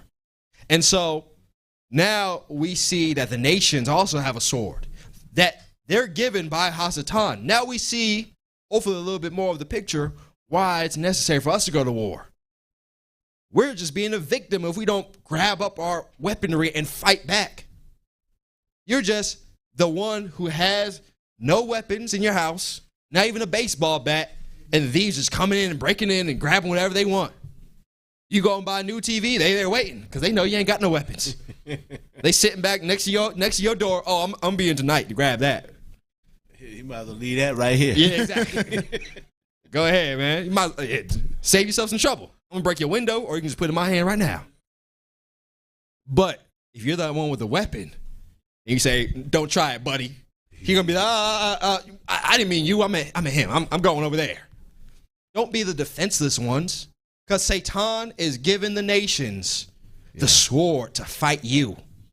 His whole goal is not to fight each other. He's going to whichever one's the most powerful and saying, let me fight Adam. Let me fight the chosen people to destroy them. He's coming to kill not the other nations. He's coming to destroy you, to destroy Israel, to kill us, to kill Adam. The people with that spirit of Adam upon them, he's coming to kill you. He's coming to steal what you have, and he's coming to destroy Adam and his offspring. And so the ones who are like Cain, who are wicked and have made covenant with Hasatan, why does he need to destroy them? Mm-hmm. He's coming to destroy the righteous who are going to take his position, right? Because he wants it back. So now, how does this sword come upon us? How does this sword come up against the righteous saints? How can we be defended? We have the understanding, the whole armor of light. To put this armor on, what is that one thing that's the chink in our armor? The opening that allows Satan to come in and pierce us with the sword. Anybody know? Absolutely. Let's go to Leviticus 26 and 14. The brother said trespass. We're going to further that a little bit. Leviticus 26 verse 14, Priest Gabaria. But if ye will not hearken unto me, and will not do all of these commandments, and if ye shall despise my statutes, or if your soul abhor my judgments, so that ye will not do all my commandments, but that ye break my commandments, I also will do this unto you. I will even appoint over you terror, consumption, and the burning ague, that shall consume the eyes and cause sorrow of heart, and ye shall sow your seed in vain, for your enemies shall eat it. I will set my face against you, and you shall be slain before your enemies. They that hate you shall reign over you, and ye shall flee when no one pursueth you. And if ye will not yet for all this hearken unto me, then I will punish you 7 times more for your sins. So when Israel or the chosen people would not hearken to the commandments of Abba Yahweh, Most High said, I will send some punishment upon you. I did to Hasatan. I'm going to do it to everybody that's wicked. Most High is equitable. He can't do it to somebody he hates and not to somebody he loves. He said, I'm going to punish you too. Yeah. And so if you will not hearken, I will punish you for your sin. That sin shall cause the sword to fall upon you. And so the brother said it correct. We transgress and Satan accuses us and says, you say you're going to bring the sword on him, Abba?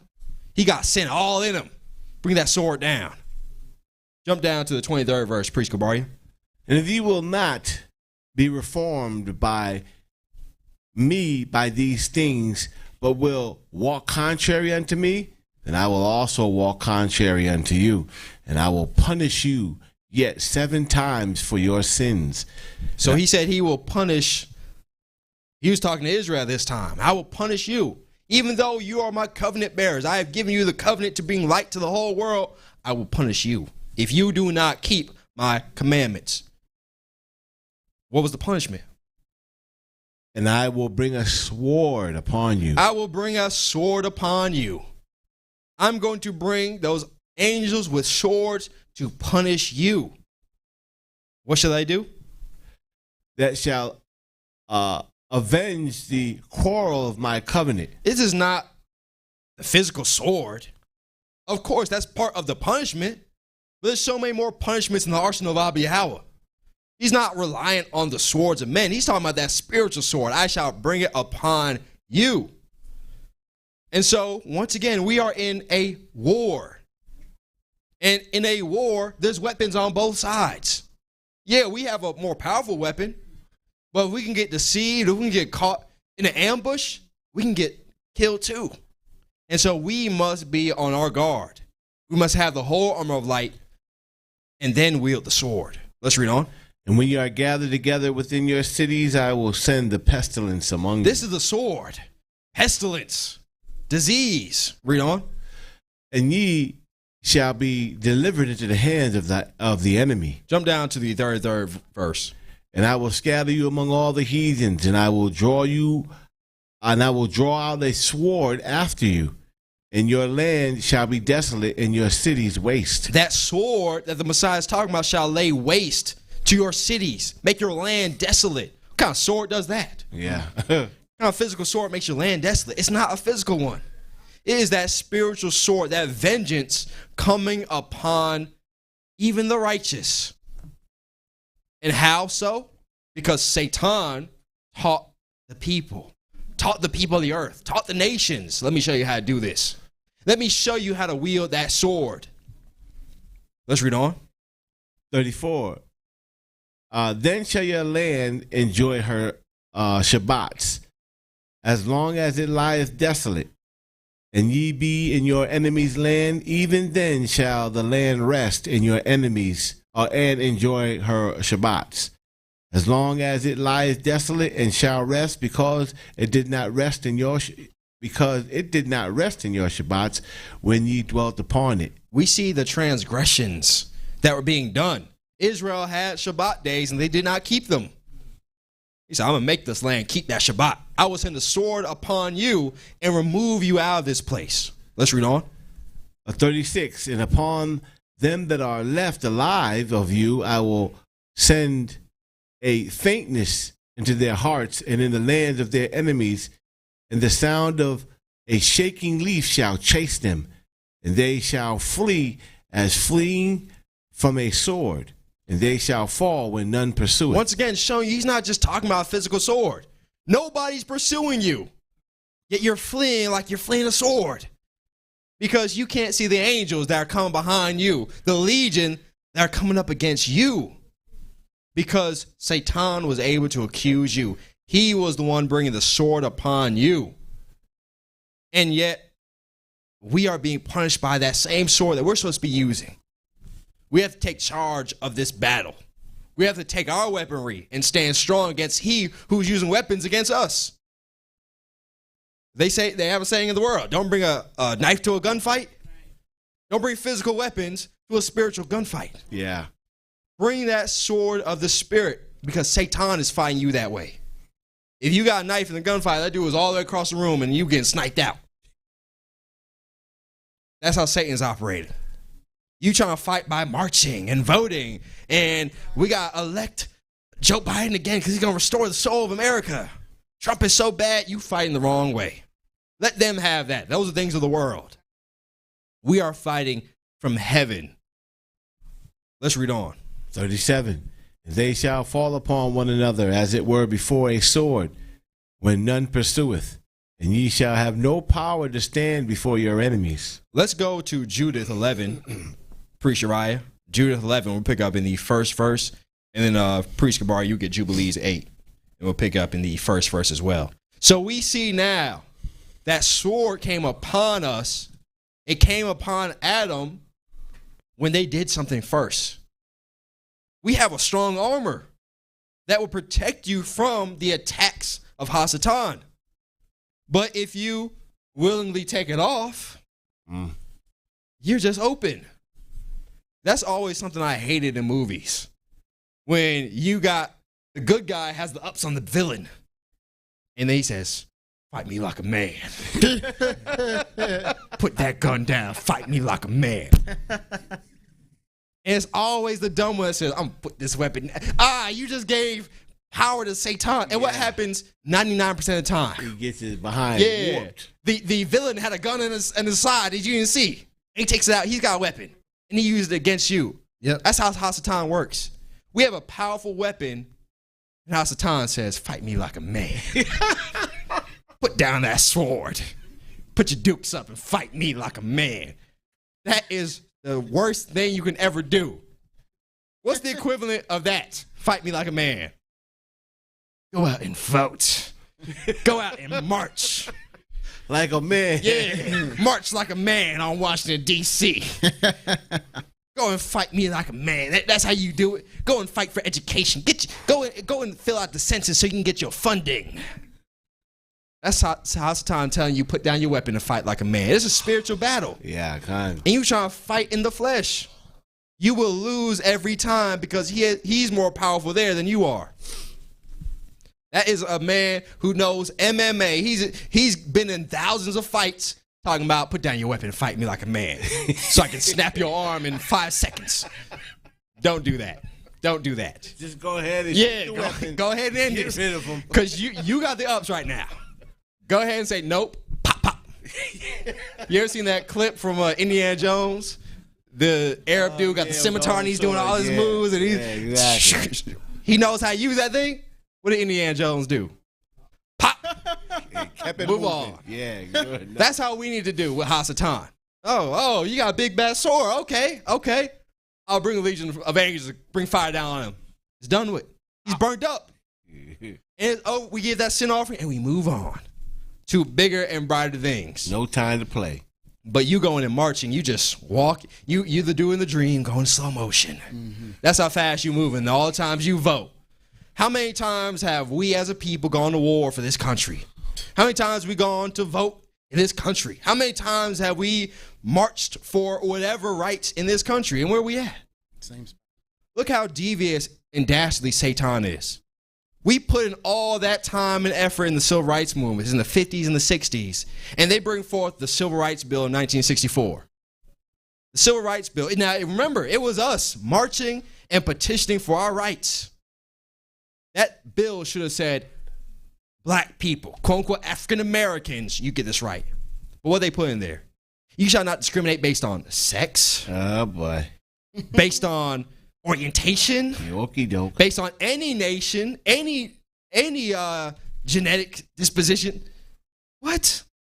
Satan just gave you little crumbs and you thought you made it. What that did is just watered down our position. Yeah. Now, civil rights is lumped in with LGBTQ plus, AIXYZ. It's lumped in with feminism. It's lumped in with all this stuff that has nothing to do with us. And if that's your plight, that's your plight. Fine, go ahead and do your thing. But don't lump it in with our thing. You can go and march for your rights and do all that kind of stuff. Don't mix it up with what we did, what we got.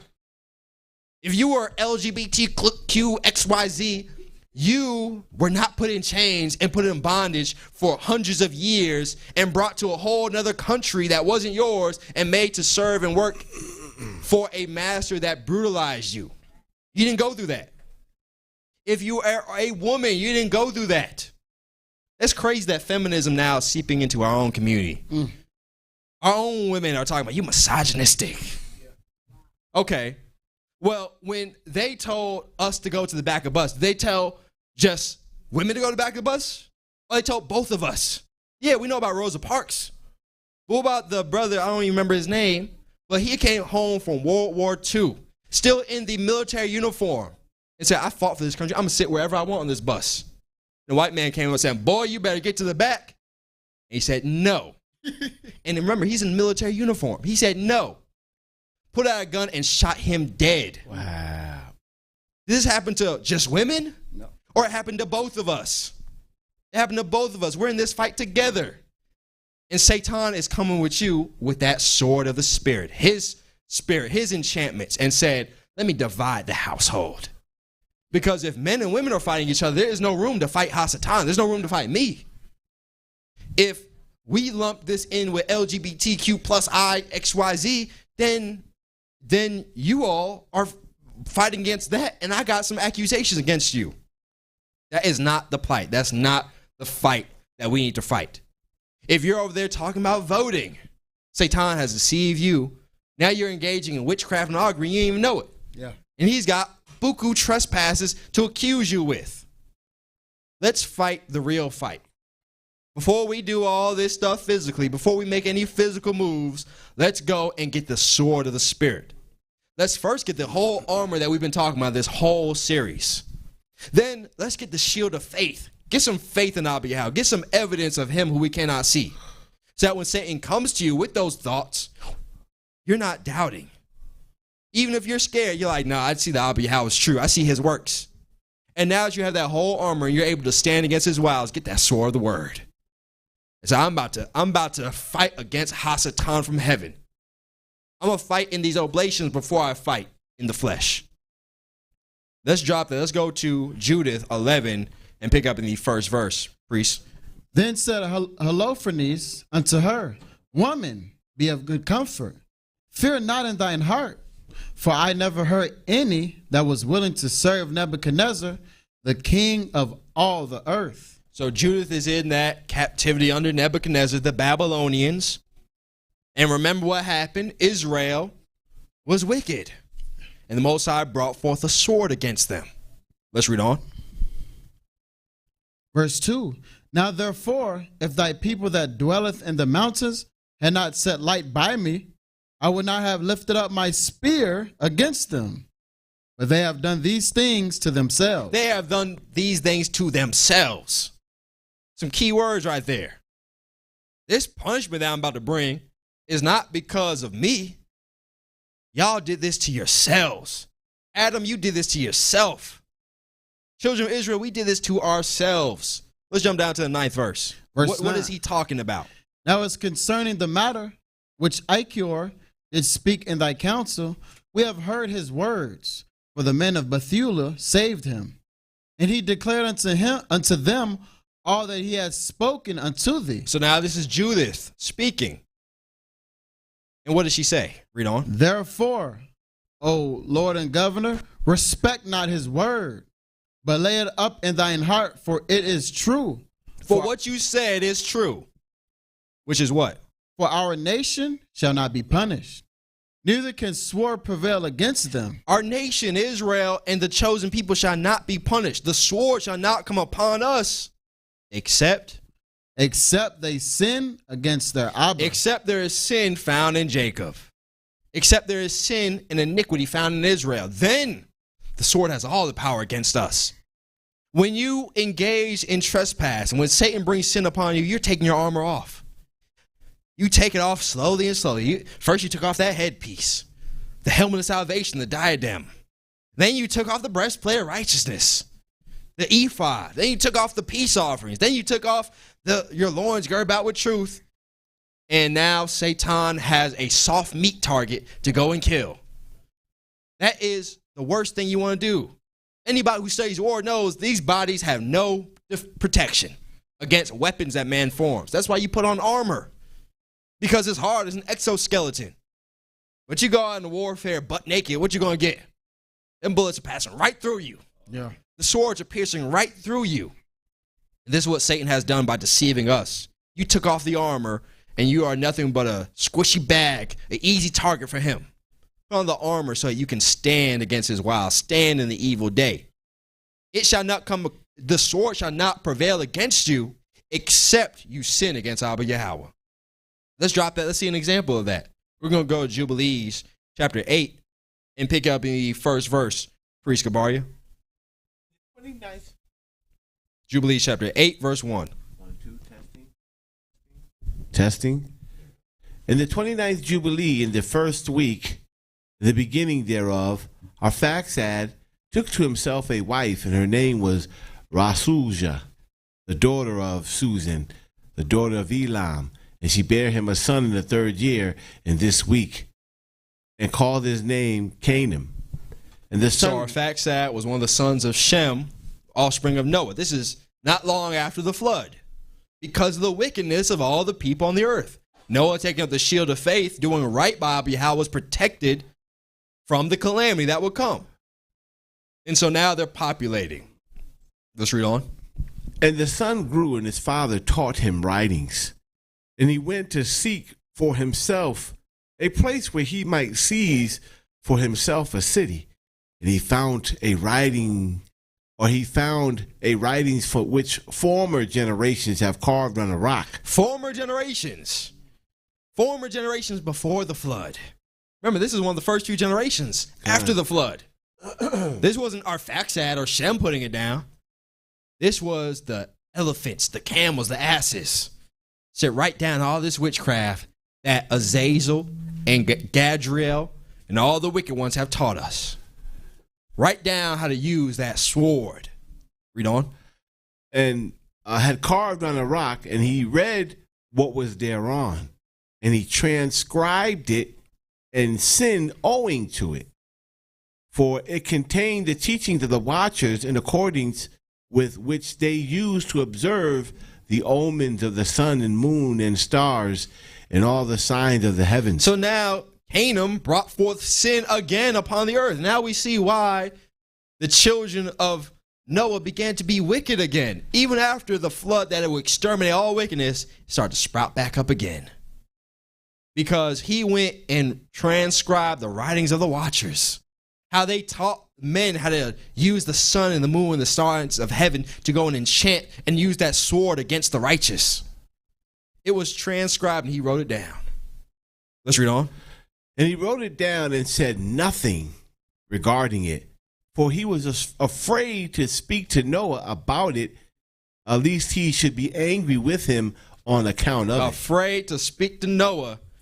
He knew. He's like, what the hell did I just do? Seeing spirits of sin flying out of that. He's like, I ain't going to tell nobody. I'm going to just hide this under the rug. One of the worst things you can ever do. You got trespassed. You bring in sin all in the midst of the congregation. You say, I'm just wipe this under the rug, see what happens, see if nothing happens. Yeah. You like the little kid that goes and breaks some of your parents' house, and you're like, you're not smart enough to think, like, let me put it in the trash. Let me just sweep it to the side and act like it was already broken. Ew, you don't think your father's going to recognize that? You don't think he's going to see his prized vase that he got all the way from across seas is broken? Or missing? Yeah, exactly, or missing. Or you might say, let me go to the store and see if I can replace this from something from Walmart. He got this way out in the Middle East somewhere, and you think you're going to replace that. The best thing you can do is tell them and say, I messed up. And he's going to say, all right, let's fix it. You might be mad, but let's fix it. But when you hide it, now he's furious. Mm-hmm. And now you're causing calamity amongst not just yourself, but everybody. Now that father's going to go to all the children in the house and say, who broke my stuff? Yeah. When he could have just came to you and you could have got your little punishment and then been better off. But now he's going and wrecking the whole house. Let's go now to the 10th chapter of Jubilees. Let's pick up in the first verse, priest, and see what happened after Canaan had transcribed these tablets. And in the third week of this Jubilee, the unclean demons began to lead astray the children of the sons of Noah, and to make to err and destroy them. And the sons of Noah came to Noah their father, and they told him concerning the demons which were leading astray and blinding and slaying his sons' sons. So now his sons came and said, these demons are coming with a sword and slaying us. Just like Hasatan, who comes to kill, to steal, and to destroy. They are doing that to Noah and his offspring and his sons. Let's read on. And he prayed before the Heavenly Father and said, O Abba Yahweh of spirits and of all flesh, who has shown mercy unto me and has saved me and my sons from the waters of the flood, and have not caused me to perish as thou didst the sons of perdition. For thy grace have been great towards me, and great has been thy mercy to my soul. Let thy grace be lifted up upon my sons, and let not the wicked spirits rule over them, lest they should destroy them from the earth. Continue. Yeah, go ahead. Continue. The fourth verse. But thou bless me and my sons, that we may increase and multiply and replenish the earth. And thou knowest how thy watchers, the fathers of these spirits, acted in my day. And as for these spirits which are living, imprison them and hold them fast in the place of condemnation, and let them not bring destructions on the sons of thy servant, O Abba Yahweh. For these are malignant and created in order to destroy. So he said, you know how the watchers did in my day. When I was on the earth, when I was a young man, I saw all the wickedness that they were doing on the earth. They're doing the same thing now. How did Noah fight against those who were bringing the sword against him and his sons? What was the first thing he did when his sons came and talked to him and told him what was going on? Let's march, son. Let's go cast our ballot. Absolutely not. He betook himself to prayer and asked the Most High to bind those spirits of sin, aka a sin offering. Once again, Satan is deceiving us to make us think these sin offerings don't work. Yeah. We don't need to give sin offerings anymore. All the abundance of times that we've, through the spirit of wisdom, broke down Hebrews 9, Hebrews 10, there's still some of us that go to that and say, see, sin offerings done away with. You are a fool. You are deceived. You are slain with the sword to think that sin offerings done away with. You got a burglar in your house right now, and you say, guns are bad. You got somebody in your house right now. You don't know what he's going to do. Is he just there to steal your stuff?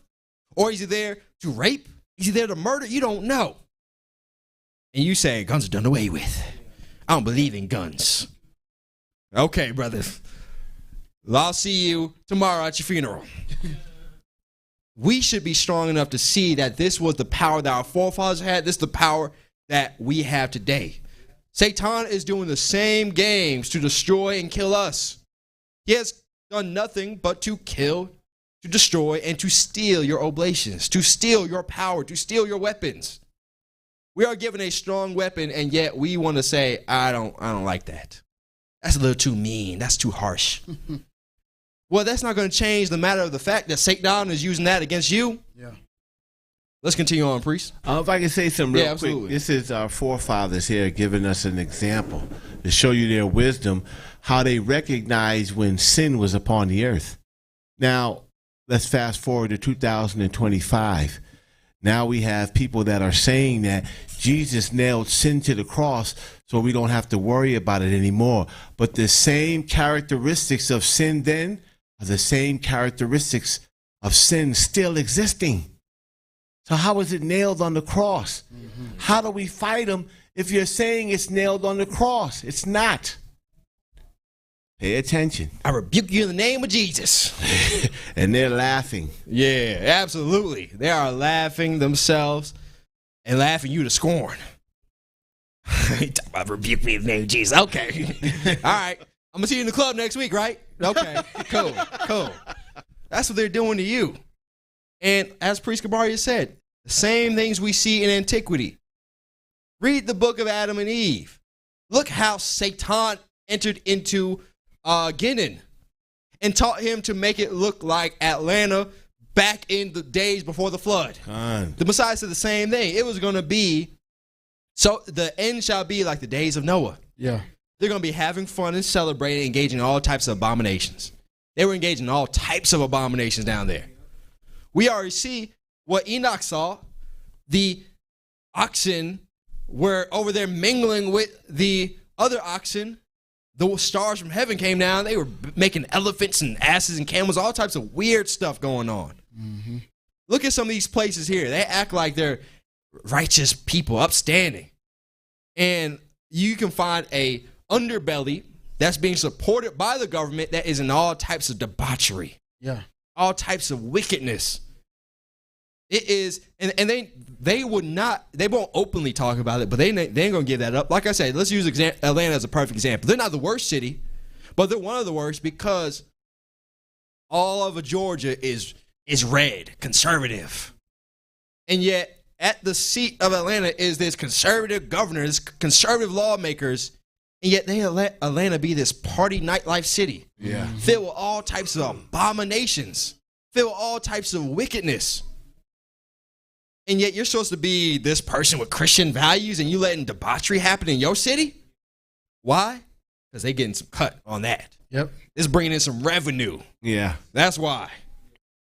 They have been deceived by Hasatan and they're allowing that to be. These people are not there for your benefit. These people are not here to help you. They're here to be agents of Hasatan, to deceive you and to slay you with the sword. Let's finish that up, priest. The 6th verse, Noah continuing on these evil spirits. And let them not rule over the spirits of the living, for thou alone canst exercise dominion over them. Let's do an exorcism. Let's exercise some dominion over them. And he said, only you, not the Pope, not the Catholic priest. You call him Father. He has no power, no connection with Abba Yahweh. He has connection to somebody. He's doing some sort of exorcism, but not to remove spirits of sin. I'll tell you that. Let's read on. And let them not have power over the sons of the righteous from henceforth and forevermore. And the Heavenly Father of our Abba bade us to bind all. So now the Most High command the angels, go, take your sword and cut them off. Bind them. And read on. And the chief of the spirits, Mastema, came and said, O Lord, wait a minute. Let some of them remain before me, and let them hearken unto my voice, and do all that I say unto them. For if some of them are not left to me, I shall not be able to execute the power of my will upon the sons of men. For these are for the corruption and leading astray before my judgment. For great is the wickedness of the sons of men. So now the chieftains come and say, whoa, leave us a little bit. I recognize the power. I'm yielding to that power, but leave some, because we still got 5,500 years left. There's still some time for some punishment. Read on. And he said, let the 10th part of them remain before me, and let 9 parts descend into the place of condemnation. So, once again, all these spirits, he took a 10th out, or 9 parts out of 10, and put them in the place of condemnation. They came out of nowhere. They came out of somebody transcribing some wickedness. Yeah. How much more is coming from the 10th part that still remained? This is 5,500 years ago. They had some time to build up their legions.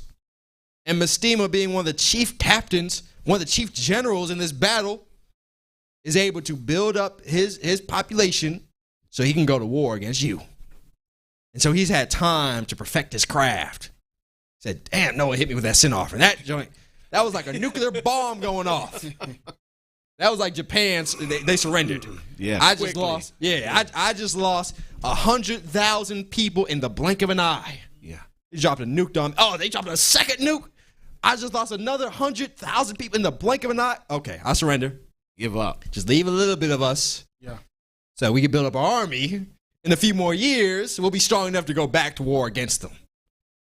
So this is what they're doing. building themselves up to go to war, to build up legions, battalions to fight against you. That sin offering was powerful. But we still got some punishment. Adam still had some punishment proclaimed upon him. Let's drop that. And let's go to Proverbs 5 and pick up in the 3rd verse, Priest Uriah, and also hold 1 Chronicles. And if you were going to go to Wisdom of Solomon as well, Priest Gabaria. Proverbs chapter 5, verse 3. For the lips of a strange woman drop as an honeycomb, and her mouth is smoother than oil. So that strange woman, we're not going to go through that, but we know Solomon talked about this woman, this kindred called wisdom, the Holy Spirit. So who's this strange woman? He told you, make wisdom your kinswoman, close to you. This strange woman is the opposite. It's sin. It's that evil spirit of sin, and sin is smooth as a honeycomb. Satan doesn't come to you as a boogeyman. A scammer can't come to you saying, hey, I'm about to scam you. Would you like to give me $100,000? No, then how's it going to work? A scammer comes to you and says, hey, I'm from Nigeria. He comes scamming. and I'm a prince. But I'm caught at the airport, and I just need my plane ticket back to Nigeria. And I promise you, when I get back, I got bricks of gold. I got a palace. I'm about to send all that back to you. That sounds smooth, right? Damn, this is an investment. It's like, come up. Give him $5,000 for his plane. That's the most expensive plane ticket I ever heard of. But hey, I'm about to get $500,000. Let me do that. And then you send that over, and you're like, let me call him up. This number has been disconnected. You just got scammed. And that's how Satan does it. Satan doesn't come telling you, I am sin, I am Satan, bow down and do what I want you to know. It's smooth as a honeycomb. That sounds sweet. I'm about to make some payback on this. Smooth as oil. He's that dude that knows how to talk to these women and gets wherever he wants, all the while he don't give a damn about you. How many women fall for that? A lot of us. A lot of women fall for that. And so that's how Satan operates. Smooth stuff, and it's all lies. Maybe come back home. I got a jet ski off my. We're gonna go on my yacht, and just come home with me tonight. Then later I'm gonna take you. He got what he wanted, and all the while you ain't getting nothing. We can't be like that, because why? What happens when we give ear to that spirit of sin, the strange woman? That strange woman makes it seem nice to get rid of your sin offerings. He doesn't come and say, if he said, this is your power in your defense, I want you to take it down. You're not going to do that. But if he can say, that's archaic, that's old school, Jesus nailed it to the cross, you don't have to do nothing. That sounds smooth. Sounds sweet. You got to change with the times. Sweet Jesus, nailed it to the cross. You doing some old school stuff. Change with the times. It's 2025. It's going to be your year if you embrace Jesus. But what's the end of the strange woman? But her end is bitter as wormwood. You thought it was sweet like honeycomb, but it's bitter like wormwood. What else? Sharp as a two-edged sword. Sharp as a two-edged sword. Satan is bringing that upon you. That's his whole goal. It's going to sound sweet. It's going to sound good. What's Priest Rashim always say? Think about what you're thinking about. Yeah. Consider what's going on in your mind, because you might think it's your thoughts. You might think, I really feel this way. I think I want to do this. But prove to see if it's the strange woman or it's the spirit of wisdom, because your life is at stake. Her end is sharper than a two-edged sword. Just like Satan got cut off from the Elohim and dispatched into darkness, he's trying to bring you there. So his end, the end of that strange woman, is as sharp as a two-edged sword to bring that punishment and that pain upon you. We can wield the sword, or we can get the sword wielded against us. Yeah. Let's be the ones wielding that sword of the Spirit. Let's go to 1 Chronicles 21 and verse 1. Priest Uriah. And Satan stood up against Israel and provoked David to number Israel. So, once again, we see Satan bring forth a strange woman, even against our forefather, the mighty man David. And he succumbed to it. What did he provoke him to do? Read on verse 2. You got that? No. Okay. So, yeah, he provoked David to go and number the children of Israel. Actually, we've got it in 4th verse. Go to 4th verse. Nevertheless, the king's word prevailed against Joab. Wherefore Joab departed and went throughout all Israel and came to Jerusalem. And Joab gave the sum of the number of the people unto David. So now Joab went forth and counted the people of Israel, because this is what Satan told David to do. And once again, comes sounding sweet. It doesn't come and say, I want to curse you, so transgress Abba's commandment. That's not how he comes. David's a king. He's like, man, how you a king? You don't know how many people you got. How many wars you fight and you don't know how many people you have? That's stupid, David. That's foolish. That's how Satan comes to us. What you doing is stupid and foolish. Come on now. You sit here every day at 2 a.m. giving up oblations. You can be getting some sleep because you got to go to work. Yeah. That's how Satan comes to you. What you doing is stupid. You need to come in. And David fell for it. David even. How much more so us? Let's read on. And all they of Israel were 1,000,000 and 100,000 men. For time's sake, let's jump to the 7th verse. And Abba was displeased with this thing, therefore he smote Israel. So Abba was displeased that David did exactly what he told him not to do. He went and numbered and counted the children of Israel. He said, I'm going to make them like the angels in heaven. Who knows the number of angels in heaven? Scriptures say they're innumerable. I'm going to make the children of Israel like that. Now you go and count them, you might as well be trying to count the stars. I know the scientists think they got a number. They say, it's 500 billion stars in the galaxy. Whatever. Yeah, exactly. Not a clue. The Most High wanted Israel to be like that. Don't go and count them. They're going to be like the stars of heaven. Go and count all the grains of sand on the beach. Who's going to go and do that? Most High said he shall make you like that.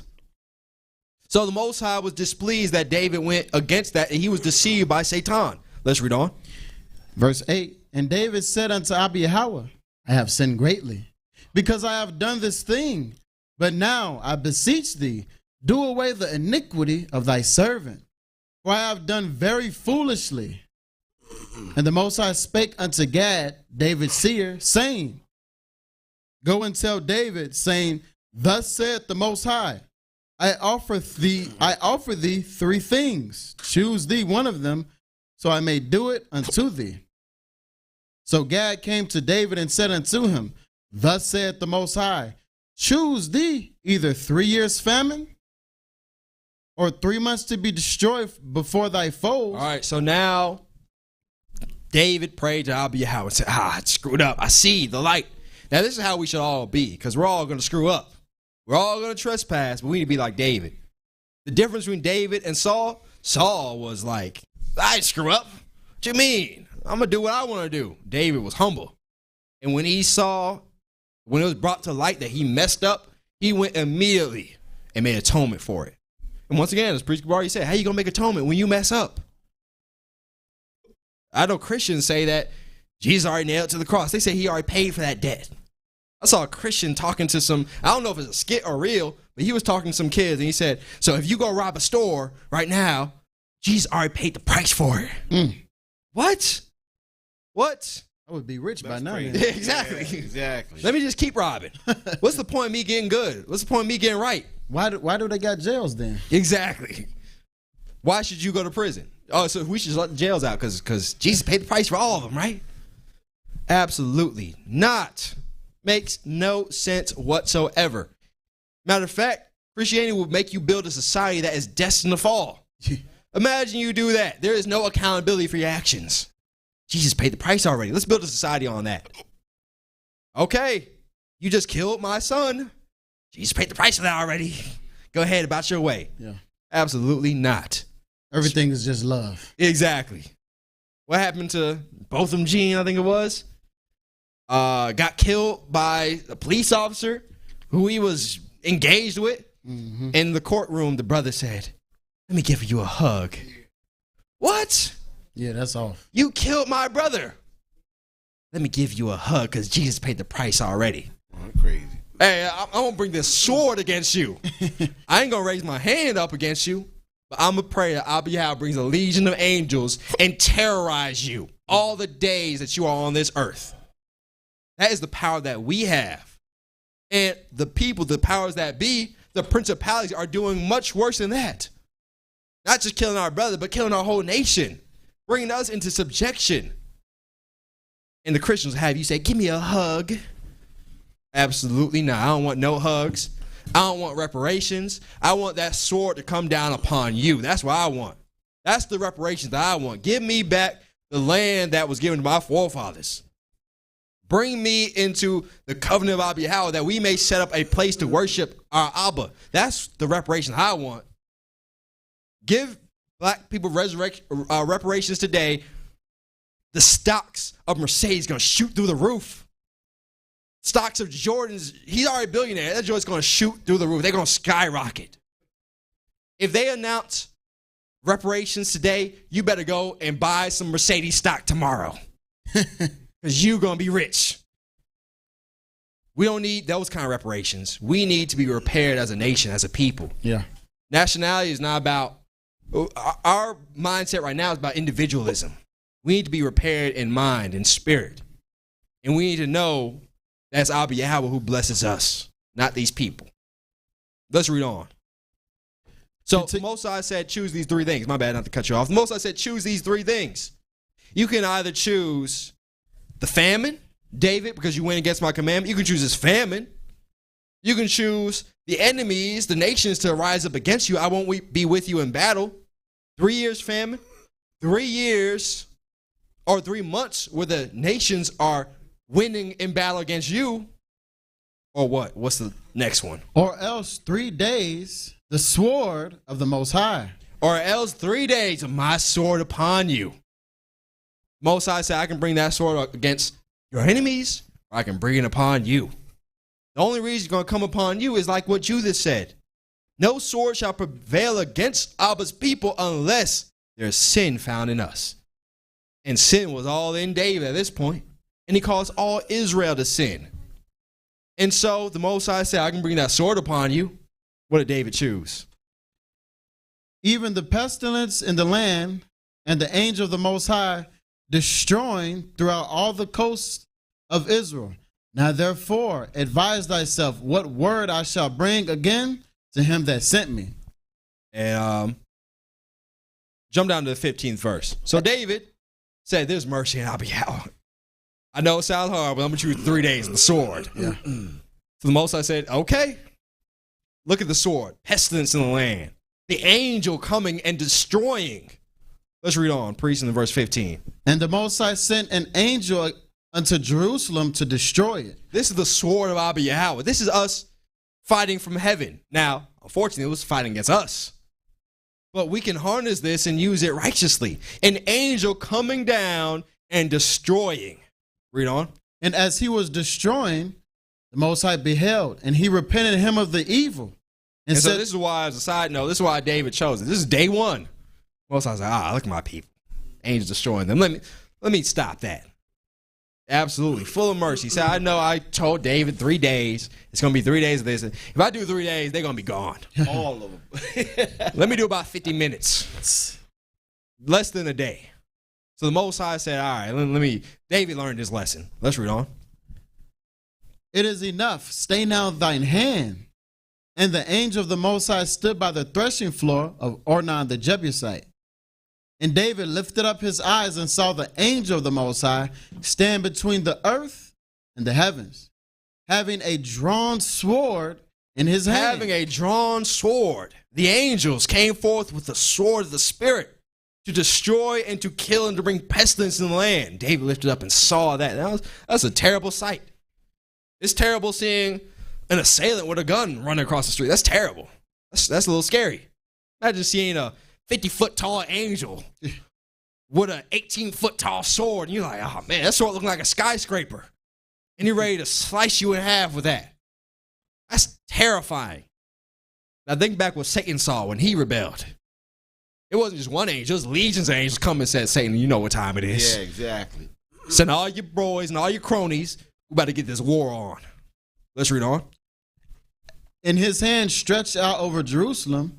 Then David and the elders of Israel, who were clothed in sackcloth, fell upon their faces. And David said unto the Most High, is it not I that commanded the people to be numbered? Even it is that have sinned and done evil indeed. But as for these sheep, what have they done? Let thine hand, I pray thee, O Most High, my Abba, be on me and on my father's house, but not on thy people, that they should be plagued. Then the angel of the Most High commanded Gad to say to David that David should go up and set up an altar. Here's how you stop the sword. Yeah. Read that verse again. And Priest Kamar, if you get Wisdom of Solomon 5, and we're going to pick up the 16th verse. Mm-hmm. Verse 18. Then the angel of the Most High commanded Gad to say to David that David should go up and set up an altar unto the Most High in the threshing floor of Ornan the Jebusite. So this is how the Most High said, you shall stop the wrath. Go and build me an altar and go sacrifice on it. And David did just that. And the angel said, all right, put my sword back in my sheath. And he left. Once again, Satan wants to see you. He doesn't want to see that mercy of Abba Yahweh, where he punished you for about 50 minutes. He wants to see you go through all 3 days of getting that sword swung on you. Telling you, don't build no altar. Don't give sacrifice. That's done away with. But this is how David stopped the punishment of the sword. This is how he stopped the sword being used on him, so that his sword could prevail against the enemies by building an altar and giving oblations and sacrifice to Abba Yahweh. And yet we, being so foolish, we give ear to Satan. It's smooth. I know it sounds easy. I know it's easy to get up and just go about your life and not give up the oblations, not be scheduled to this specific time. And I know we're in the land of our captivity, and the first hours at 2 a.m. and brothers and sisters waking up all weird hours of the morning. I know that's hard. But I'll tell you, it's not as hard as what our forefathers had to go through. Our forefathers faced punishment beyond what we can even fathom. Some of us are forsaking the command of Abba Yahweh because of our job said no. Because our wife said, I ain't with that. Because of X, Y, and Z. But you had some of our forefathers being punished, being slayed, having limbs chopped off and put in frying pans. Brothers being killed right in front of you. And he said, if you don't forsake your covenant, I'm going to do the same thing to you. You saw how I chopped up your brother and put him in this frying pan? I'm going to do the same thing to you. What say you? And he said, man, get out my face. Mm-hmm. I'm about to stand strong for the covenant of Abba Yahweh, because there's nothing you can do to me that Abba can't do, and greater. They stood strong in the face of that. David stood strong in the face of an angel slaying his people. How much more should we stay strong? Recognizing that our power is in these oblations. Our power is in spirit, not on earth. Not in these earthly things that Satan likes to deceive you to make you think is acceptable and good. It is in these spiritual oblations. We must wield the sword of the Spirit and fight from heaven, not as earthly primal men. Let's drop that. Let's go Wisdom of Solomon 5, and we'll pick up in the 16th verse, priest. Therefore shall they receive a glorious kingdom and a beautiful crown from Abba Yahweh's hands. For with his right hand shall he cover them, and with his arm shall he protect them. So the righteous shall receive a glorious kingdom when they engage in the peace offerings and the worship of Abba Yahweh. When they send up their petition to Abba Yahweh, they shall receive that great glory. Read on. He shall take to him his jealousy for complete armor. I guess we see where Paul got it from. Mm-hmm. He's going to give the saints the complete armor. Let's read on. And make the creature his weapon for the revenge of his enemies. So he shall also give them the armor and the weapon. Let's read on. He shall put on righteousness as a breastplate. Sounds very familiar. John. Put on righteousness as a breastplate. Let's read on. And true judgment instead of a helmet. True judgment. Have the Urim and the Thummim instead of a helmet. Showing you Paul didn't just make this up. He got this. The same information the great forefathers had. John. Give them the breastplate of righteousness, the priestly garments. Give true judgment, the Urim and the Thummim upon the diadem, the mitre of the priest's head as a helmet. Read on. He shall take holiness for an invincible shield. He shall take that holy faith as an invincible, impenetrable shield. That's why it's the chiefest of all. It's invincible. If you have faith, Satan can't take that from you. He can try to make you forget it. He can try to make you put that shield down, but he cannot make you forget you seeing your dead relative rise up. As long as Mary lived, I'm sure she always remembered that Lazarus raised up. You think they forgot that? Absolutely not. Those brothers loved not their lives unto death. That's how firm they were in the faith they had about Yahweh. It was an invincible shield. I don't care what you say. I don't care what Satan tries to tempt me with. I don't care if you say you're going to put me to death. I saw the Messiah resurrect. I put my finger through his hand, and then I saw him taken up in the cloud. You going to tell me that don't exist? This is invincible. Read on. His severe wrath shall be sharpened for a sword. His severe wrath shall be that sword of the Spirit. Take on that whole armor and be girded with it, and now take that sword of the Spirit. That severe wrath of Abba Yahweh. Don't let that wrath be upon you. Have the breastplate of righteousness. Do what's right. Keep the laws, the statutes, the commandments, the judgments of Abba Yahweh, so Satan can't accuse you. And with that, grab that sword, because the Most High is not angry just with you. He's angry with these nations too. He's angry with Hasatan as well. Take that sword and sharpen it. Get ready. Why? And the world shall fight with him against the unwise. Because the world shall fight on your behalf. This is what that sword does. It's not just, if you take a physical sword, all you can do is cut something.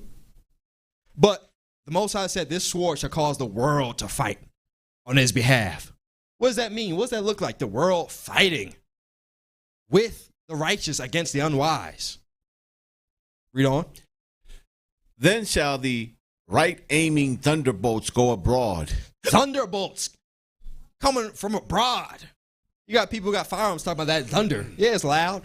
But we talking about real lightning bolts from heaven striking you. You ever seen lightning do a chain and hit multiple people? You ever seen a ball of lightning floating on the ground? That stuff exists. Yeah. That's that power that the sword of the Spirit can give you. Remember who controls these things? The Elohim. We talked about that in the Angels and Demons series. Raguel controls that. What did David see? An angel wielding the sword. And so when we give these oblations, when we fight from heaven, the world shall fight with us. The angels shall take the world that they control and fight against the wicked for us. Lightning from heaven. Read on. Then shall the right aiming thunderbolt go abroad from the clouds. As from a well-drawn bow shall they fly to the mark. As a well-drawn bow, fly to the mark. You had a crowd of 1,000 people, and this one, that was the one who was enchanted. It came straight down to him. Mm-hmm. And he probably didn't die and said, let me go to the house. Let me go hide. Thunderbolt going to fly, finding him. Going with pinpoint precision. Not like Israel, sending bombs all over the place in Gaza. It's going to be the most precise weapon you can ever have. Going and pinpoint whoever it needs to go and hit. Let's read on. And hailstones full of wrath shall be cast as out of a stone bow.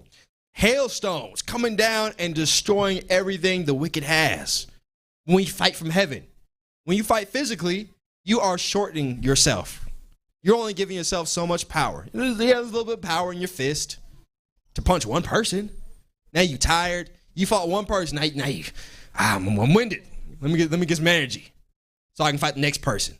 Yeah. But when you fight from heaven, you can bring lightning upon everybody that needs to get some lightning. Hailstones upon all of them. What else? And the water of the sea shall rage against them. Look what happened when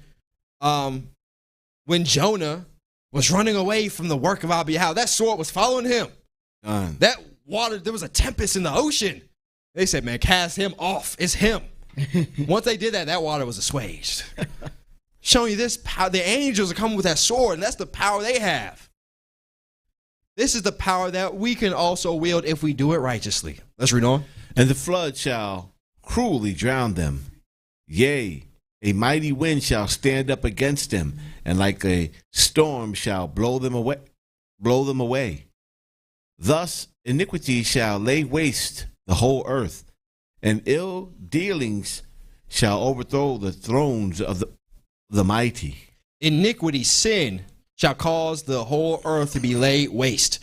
When the saints are in power and doing what they're supposed to do with the sword of the Spirit, all those with iniquity shall be found out. You can build a bunker 20 feet underground. That lightning bolt is going through the ground and going through the concrete and getting you. And then it's going to open up a hole so hail can come through. Then the water can come through. Then the wind can come through and destroy everything you got. This is how powerful those weapons are. You try to fight physically, you don't have that power. Fight from heaven. Let's drop that. Let's go to Sirach 39, pre-Shariah. And we're going to go to the 25th verse. And we're going to close down this portion of class and set up for the second part. It's too much information to just go through in all one class. We'll be here all night. I see people want to leave and people get a little tired. We started a little late. We're going to come back next week, God willing, and bring forth part 2. Sirach chapter 39, verse 25, pre-Shariah. For the good are good things created from the beginning. So evil things for sinners. So the Most High created all the goodness of this earth for the people that would do good, that would do righteousness. But he preserved evil for those who would sin against him, as we saw chiefly for Hasatan. Now Hasatan and their chieftains like Mastema are going trying to accuse and destroy the other sinners. Well, let's read on. The principal things for the whole use of man's life are water, fire, iron, and salt. These are some of the good things that Abba created to be used for righteousness. Water for the baptism, fire to burn up the sacrifices, iron to build the temple, salt to season the oblation. What else? Flour of wheat. Flour to make the meat offering. Read on. Honey, milk. Honey and milk to be used in the cakes of the Thanksgiving offering. Read on. And the blood of the grape. And the blood of the grape, the cup of salvation to be used. Read on. And oil and clothing. Oil and clothing, the priestly garments, the anointing oil, and the drink offering. All these are the good things that are going to be used for the good, for the righteous. The principal things. The principal things. Yeah. This is chief. Above housing. He didn't say nothing about house. He didn't say iron, you build with that. But it's about building the temple. Yeah. This is the principal thing. He didn't say your entertainment, your TV. He didn't say your car. He didn't say a wife. He said these are the principal things. Let's read on. Yeah, and all the things on the list is to please him. Absolutely. Absolutely. All things used to sacrifice to Abba Yahweh. Absolutely. Okay. And Satan trying to tell you that's done away with. That's stupid, brother. Right. You deceive to think sacrifice. No, you deceive to think they're done away with. Yeah. Yeah. This is what the Most High created the earth to do. And you're being taken away from that. Let's read on. Verse 27. All these things are for good to the righteous. So to the sinners, they are turned into evil. Now let's talk about the evil. Yeah. What the Most High preserved for them. Read on. There be spirits that are created for vengeance. There are spirits that the Most High created for vengeance. Angels bearing that sword of the Spirit that the Messiah gave them the commission to have. He spoke it out of his mouth with that two-edged sword, and the angels came with that sword and said, I'm ready to do it. Happily. Absolutely. Happy to get rid of wickedness out of the earth. What was it? Which in their fury lay on sore strokes. In the time of destruction, they pour out their force and appease the wrath of him that made them. Appease the wrath of him who made him. What are they bringing? What are those things the Most High created for evil? Verse 29. Fire. This fire that's used for good, this fire that's used for evil. Done. Like Abraham walking through the fire. This is good to me. But all the wicked, they got burnt up. Yeah. Read on. And hail. Hail as well. Look at hail coming down the Egyptians and destroying all that they had. What else? And famine. Famine is a creation of Abba Yahweh to punish the wicked. Oh, you like being with Mastema, huh? Let me show you what it's like being with him. Famine. And what else? And death. Death as well. Destruction. Cutting you off where you have no access to Abba Yahweh. Read on. All these were created for vengeance. Teeth of wild beasts. Also, teeth of wild beasts. The Most High created that to destroy you. Or he will send the angels Now over the beast, behemoth, and say, oh, you used to make them graze on the ground so they can be used for a sacrifice by the proud man. Now go and kill the proud man with that same beast. You go graze on him. Exactly. Munch on his face. Read on. And scorpions, serpents, and the sword, punishing the wicked to destruction. And the sword. Angels bring forth the sword. And this is what the sword looks like. Don't be caught up in an actual sword, a blade. That sword looks like fire. That sword looks like hail. Looks like the teeth of wild beasts. Looks like scorpions and serpents. This is the sword that was brought upon the wicked. Let's read on. They shall rejoice in his As commandments. Priest Kabari said, they shall rejoice. He has some angels that all they do is punish. And so they getting used for their purpose. They got cars that they make where if you don't drive that car at excess of like 100 miles an hour, the engine goes bad. That car was made to go fast. Yeah. Same thing with these angels. Most High made these angels to go and punish. And they waiting with the sword like, Abba, I'm ready. I'm bored. Yeah, exactly. I got nothing going on. I am ready to go. And they are joyous doing the commandment that was given to them. Read on. And they shall be ready upon As earth. we said, they shall be ready. It's so much so in Revelation 7, the angels had the four winds, they holding them back. Yeah. They holding the winds back. The winds like, let me bust out the seams. This world is wicked. Let me go and destroy it. The angels said, hold up. Wait a minute. The angels have to come and say, slow down. If you go ahead of Abba Yahweh, he's going to treat you like Hasatan. They're like, okay, all right. I'm waiting. We don't want that. I'm ready. I got my sword sharpened. I've been sharpening it for 7,000 years. I'm ready. Read on. And they shall be ready upon earth when need is, and when the time has come. And when the time has come. Read on. They shall not transgress his word. And unlike Satan, these angels of punishment, they're righteous. They shall not transgress the word of Abba Yahweh. The Most High told them in Ezekiel, go forth and slay utterly old and young. Everybody that does not have the mark of Abba Yahweh. And take no pity, said the Most High Abba Yahweh. And so the angels shall not transgress that. How old are you? 5 months. You been consecrated? Nope. All right. Put them over there for destruction. Yeah. How old are you? 99? Have you ever embraced the covenant? Nope. Put him over there for destruction. How about you? You righteous? Oh, he's got the mark of Abba Yahweh. Don't touch him. Put him over there ready for resurrection. Mm-hmm. They shall not transgress the word of Abba Yahweh. So now, Abba willing, we're going to shift gears and start talking about this battle that is raging over the earth. How the nations binded themselves with Hasatan, and they're trying to use that sword against us. And what we as Israel and the righteous saints should be doing. How we must wield that sword. Abba willing, next week, in part 2, we're going to be talking about how to wield the sword. We've been talking about the sword and what it looks like and how it works and how it comes against us. It comes against the righteous and the wicked. Really, it only comes against the wicked. But it will come against the chosen if we engage in wickedness. If we take off that armor of light, now Satan has power against us. We're going to show you also, Abba willing, how the nations use that and how we should use that in our day, Abba willing. So, once again, if we went through it today, it'd be, we'd be here another 5 hours. So we'll say that for next week, Abba willing. So we'll open the floor for any questions. Anybody have any questions about what we covered today? We'll open the floor for anybody who has any of those, and Abba willing will make that happen.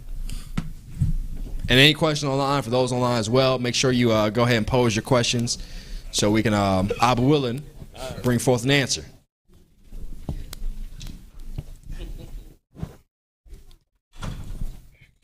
All right, any questions in the audience? Uh-oh, one brave soul. Yep. Got a young man with a question?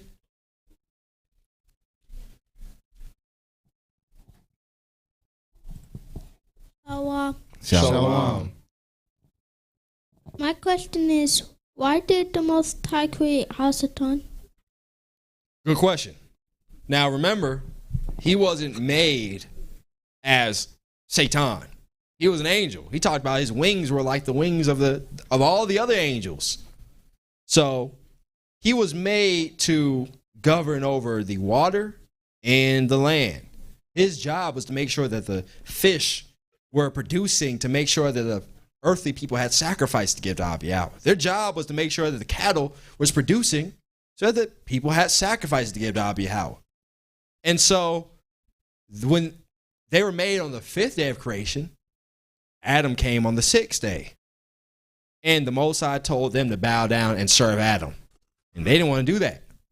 So as we mentioned, the Most High brought forth that sword of the Spirit and sent them into utter darkness. And that is how Satan came into being. Not because the Most High just created him, but because he rebelled against him. Okay, good question. So his rebellion caused that sword to come upon him. Absolutely. Go ahead, sis. Shalom. Shalom. Shalom. Awesome class. All praise the Most High. Let's see if I can word this correctly. If we stay in the lots, Satan still throws arrows at us. And we do have that guardian angel assigned to us from the beginning to defend us. Does that angel engage with Satan when he starts throwing those darts at us? No. Good question though. But no, that's not I think a guardian angel is probably not the best term. He's like more like a governor. He's like a watching angel. He observes. And so he'll come and say, you're not supposed to do that. No, Satan's right there in your ear. Yeah. Like what we see in cartoons all the time. You see a little red devil on one side, one shoulder, and a little white angel on the other side, and they're talking in your ear. I hate to use that as an analogy, but that's kind of how it is. Satan is coming to trying to deceive you, and the angels govern over you, watching you. And he's not fighting for you. He is looking to see if you're going to fight. Yeah. Are you going to keep that armor on you and protect yourself from Satan's wiles? And so if you succeed, the angel goes back in the night watch with a report. Says, Abba, she succeeded. She did not let Satan tempt her. She went in the oblations and burnt him up on the brazen altar. Burnt up that legion of demons that was trying to come against her. Now, if you fail, still reporting. You're more like a credit bureau. This is Experian. This is TransUnion saying, she paid the bill on time. But when you miss that payment, they're going, she missed it. They just did a report. Yep. That credit score is dropping. Because you're paying late. Everything. Exactly. So it's not so much guarding you or defending you as much as it's watching over to see what works you're doing. Now, obviously, as we mentioned, they're going to give you messages and encouragement. The spirit of wisdom is going to give you direction and counsel. You should hearken to that. We should all hearken to it so that we can stand against Hasatan and his wiles. Because it's not something we can just do on our own. It's going to take counseling amongst brothers and sisters, especially those who have the spirit of wisdom. And also through the Alahayim, it's going to take that to help us stand against Hasatan. Because once again, it seems good. It's smooth as oil, sweet as honeycomb. But we need to make sure there's somebody there that says, no, I've seen that before. Satan is coming against you. And so you, though, are the one who has to stand strong. That's why the scripture says every man must work out their own soul salvation. Yeah, examine yourself. The angel's not going to do it for you. You must do it. But they're there, just like everyone else here, to help you and guide you along that path. Hopefully I answered the question. All praises. So, put on the whole armor of light. Have your shield of faith. So when Satan does send some fiery darts, that's like nothing. They just bounce off like pebbles on a tank. God. All right. Any more in the audience, though? That's it. All right. And seeing that it is a battle, like Yahweh Shai say, or had said, you must endure. You can't get weak and be like, I'm going home. I'm tired. Because the moment you get tired and think you're going home, there's like about 30 of them wicked spirits waiting to jump you and get you out of here. You got to fight. Once you come in, you fighting until the end. You got to endure it. You got to deal with it. Absolutely. Okay. Shalom, priesthood. Shalom. We have a couple questions online. All right. First one comes from Brother Nicholas Henry. He says, what is the true meaning of the sword of the Spirit behind all this? Just for curiosity. Well, you got to stick around for part 2. We're going to go through it in more detail. As we mentioned, we're going to talk about how we should be wielding that sword of the Spirit and how we're going to operate with that, Abba willing. So today we kind of covered what it looks like, what it is. We showed how it's a tool for punishment, how Satan is using it against us. And I'll be willing next week we're going to talk about how we used it against him. Mm-hmm. The next question comes from Makisha Yasharala. She says, Shalom, priesthood. Shalom. Would you break down Hebrews 4 and 12 for my friend, please? Okay. We're going to get your friend right. Let's get Hebrews 4. And you said the 10th verse? Hebrews 4 and 12. 10, 12. Was it 4 and 12? Huh. 4 and 12. For the word of the Heavenly Father is quick and powerful and sharper than any two-edged sword, piercing even to the dividing of asunder soul and spirit, and of the joints and marrow, and is a discerner of the thoughts and intent of the heart. All right. Let's actually jump up a little bit and let's go to the 7th verse, actually. Again, he limiteth a certain day, saying in David, today, after so long a time, as it is said, today, if ye will hear his voice, harden not your hearts. So he's saying the Most High spoke through David, the psalmist, to say, hearkening back to the children of Israel leaving Egypt, Moses told them, harden not your hearts and enter into my rest. But if we read the psalm, which we won't go back to, he talked about how they did harden their hearts. And Most High said, in his wrath, I will not let you enter into my rest. Let's read on. For if This is also something we're trying to go through in part 2, I will willing, but we'll cover it for now. Let's read on. For if Yahweh Shai is giving them rest, then would he not, after he has spoken of another day? That's an interesting point, too. He said, if Yahweh Shai give them the rest there, why was he speaking about another day? Khan. Same thing here. Why are we still here waiting on a resurrection, waiting on the kingdom to come? Jesus nailed it to the cross. Right. It ain't ready yet. It hasn't happened yet. Yep. It's still in the working. Let's read on. There remaineth therefore a rest to the people of Abba Yahweh. For he that is entered into his rest, he also has ceased from his own works. And the Heavenly Father. So if we enter into rest, we must cease from our own works, like a Sabbath day. You got business, you got your own pleasures, you got your own desires, and you enter into the Sabbath day, you're supposed to shut all that down and do the work of Abba Yahweh. Let's read on. It reads, and as Abba did from his, let us labor therefore to enter into that rest, lest any man fall after the example of unbelief. Let us all labor so we can enter into that rest, because some of us will come and fall into unbelief, like the children of Israel who did not enter into rest. We brought up the example of Dathan and Corey. Who made you a priest? Moses, Aaron. Yeah. Aren't we holy too? Unbelief of Abba Yahweh and his words. Or the children of Israel that brought the Midianite women in and said, this is fun too. Just talking about Abba Yahweh and only him. Why can't I get with this God? Why can't I get with this deity? And they did it. Unbelief. What the Most High say? Exterminate all of them. Get rid of all of them. You shall not enter into my rest. Let's read on. For the word of the Heavenly Father is quick and powerful and sharper than any two-edged sword, piercing even the dividing of asunder of soul and spirit, and of the joints and marrow, and is a discerner of the thoughts and intent of the heart. Once again, I'll be willing to go through this a little bit more in part 2. But he's saying, I can see the thoughts of men. Not everybody who's here is going to be here in the kingdom to come. And so some people are here for the moment. They might be on fire today, and then unbelief comes. They didn't bring up that shield of faith, and Satan hit them with them fiery darts, and they said, I don't believe that. Can the Most High make a table in the desert? Yeah. Okay, he gave you food. Can the Most High bring forth water in the desert? Hey, brother, did you not just get some faith? Yeah. Now you still don't believe? Most High, man, you giving me all this manna from heaven. Where's the quails at?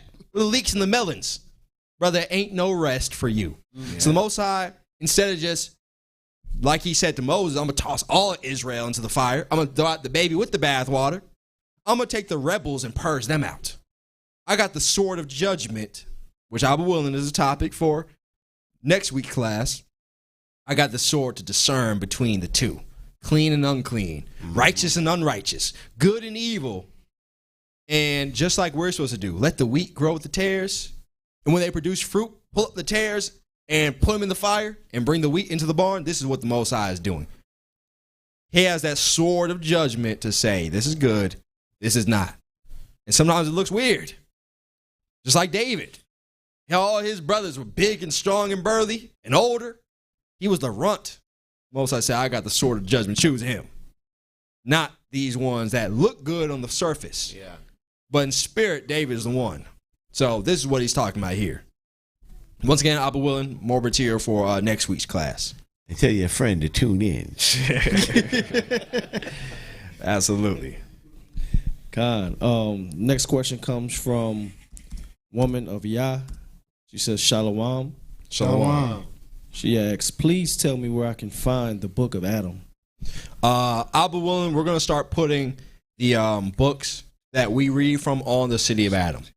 So, Abba willing, all the products are going to be on the City of Adam, everything we'll have, and that's a perfect segue for what we didn't do earlier, is talk about these things that we have, that we offer. The tithes, for one. Abba willing, we're working on getting all that on the City of Adam, and we believe that's going to make the shipping process a little faster. I know there's some things on back order, but Abba willing to get on the City of Adam is going to make it a lot more expedient and a lot more intuitive for those who are online ordering those things, and it's going to make it Abba willing a lot easier for the priest, so we can just get those orders ready and ship them out.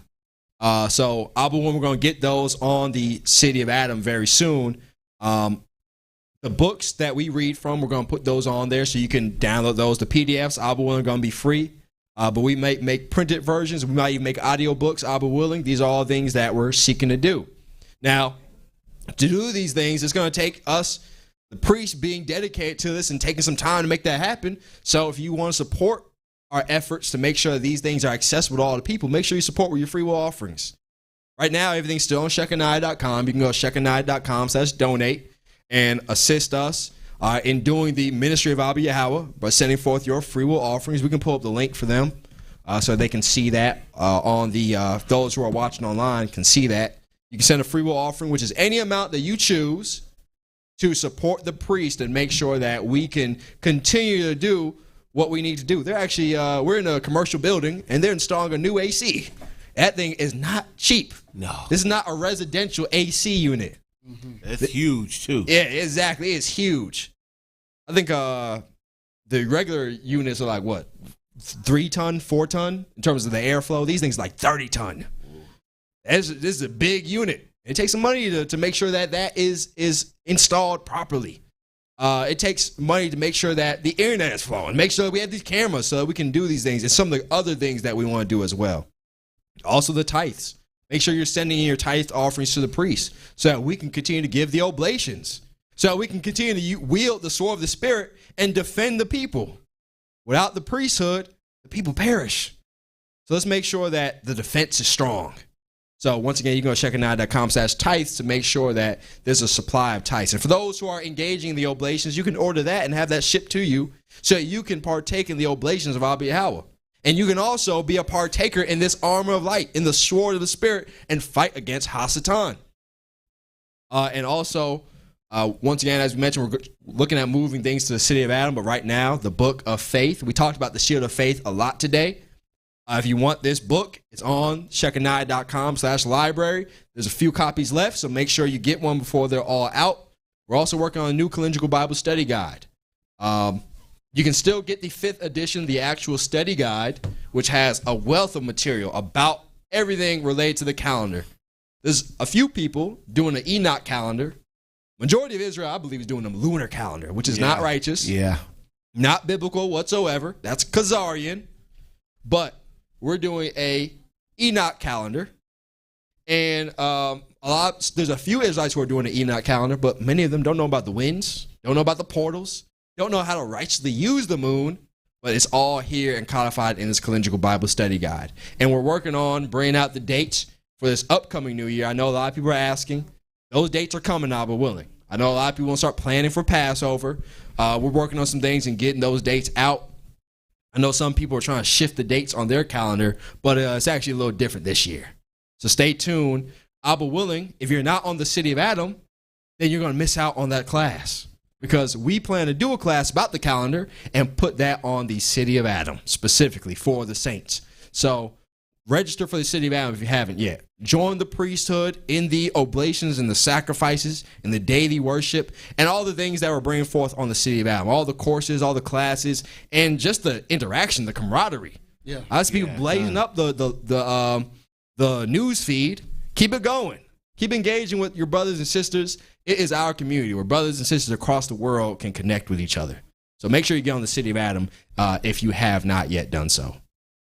So circling back to this question, Abba willing, those books are going to be found on the City of Adam in due time. So make sure you're on it so that when we post them, you can get access to them. God. Our next question comes from Brother Michael Jackson. He says, Shalom. Shalom. Shalom. Does 2 Kings chapter 21, verse 13 have to do with oblivion? All right, we can go and grab it. 2 Kings. 2 Kings 21 and 13. All right. You're going to read it, one of the priests, when y'all got it. And I will stretch over Jerusalem the line of Samaria and the plummet of the house of Ahab. And I will wipe Jerusalem as a man wipeth a dish, wiping it and turning it upside down. So we're going to go to the next verse, but this verse specifically is not particularly talking about oblivion, because the children of Israel were already in oblivion. Mm-hmm. They had already forgotten what they were supposed to do. They had already stopped doing it. This is the punishment. This is the sword of the Spirit coming against them. Read on. Verse 14. And I will forsake the remnant of mine inheritance. And the Most High said, I will forsake them. Now this is them going into deeper oblivion. You willingly forgot? Well, I'm going to make sure you forget. Yeah. Look how much damage that 7 years in Babylon did to them. Yeah. They forgot all types of stuff. They forgot all about their culture. They forgot their language. They forgot so many things. How much more so did it did with us? We're not just 70 years. We're, what they say, 400 plus years? Actually, more than that. Yeah. Actually, it's been almost 1,000 years. At the fall of Jerusalem, us being scattered into Africa, and then us being taken over here and on slave ships, man, we forgot so much in that time period. That's some serious oblivion. So it's not specifically talking about it, but we can see that it's there, especially when the Most High said he forsook his remnant. He is no longer sending forth the angels to teach them, to govern them, and to watch over them, and to send forth the spirit of wisdom. They have forgotten and have no purpose at that point. Therefore, the Most High said, I shall wipe Jerusalem off the face of the planet. Because what's the point of it? What's the point of a city of peace if they're not giving peace offerings? So let me wipe that thing off the face of the planet. Read on. And deliver Actually, them. that's it on that. Okay. So hopefully that answered the brother question. All right. Our next question comes from Sister Jody. Shalom. Shalom. She Shalom, asks, sis. wouldn't it be Melchizedek the Messiah that is the sword of the Spirit? Well, as we mentioned, it talks about not him specifically, but out of his mouth comes a two-edged sword. He said the sword of the word, or the sword of the Spirit, is the word. He controls it. He wields it. And we can look at the order of everything, the chain of command that we've talked about before. Abba Yahweh sees the work, the angels report to him, and he's displeased. So he tells the word, go and slay whoever I have set to slay. Let's talk about Satan. He rebelled against my commandment. Go and slay him. And the Messiah went and spoke it to the angels. Yeah. And they went with their flaming swords and fulfilled it. So, yes, it is him, but it's not him himself. He wields it. He has the power. It comes forth from his mouth. And Abba willing, we're going to talk a little bit more about that. Why it comes from his mouth, we're going to talk about that in the next part of the class, Abba willing, next week. Come on. Our next question comes from Sister Abigail. It reads, great class, priest. Thank you. How do we separate? All praise the Most High. Shalom. Shalom. Shalom. How do we separate in our minds people from sin? even from ourselves. Outside staying in oblations, how do we reconcile with that? Stay strong and also walk in love. If I'm getting her question correct, I guess she's asking, how do you maybe not hate your brother, but hate the sin that's on him? I'm assuming that might be what she's asking. If the sister can come and clarify. I don't know if you're asking, how do you not hate your brother, but hate the spirit of sin that's on them, or are you saying, how do you separate from people in general? So, if there's any more questions, we can hop to those, and hopefully the sister can come back and put some clarity on that. My next question comes from the Kraken DM.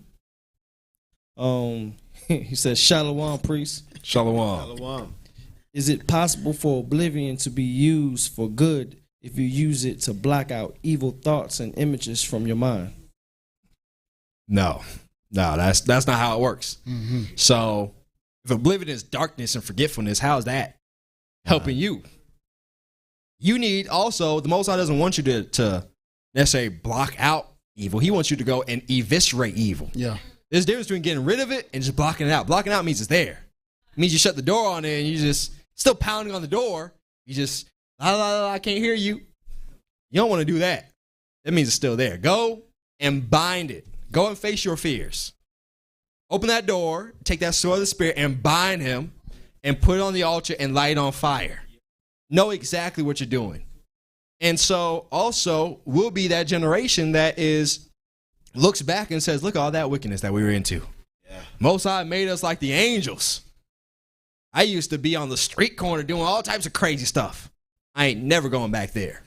It was so much so the scripture said that father, mother, we're going to see their children who might not have known this, and they're going to try to say, man, I can work on the Sabbath day. No, you can't. If you do that, I personally would take you out this world. Yeah. Because they were there. They know what it was like. They know how slippery of a slope it was. They say, I ain't going back to that. I did not forget it. I remember it. And that remembrance of that makes you not want to go back there. So that's why Adam went through all this punishment. Not for him to forget it, but for him to be stronger by it. And to finish that up, it will be the true saying, I brought you into this world, I'll take you out. Absolutely. Sister Abigail, she has given kind of a little bit more detail in her question.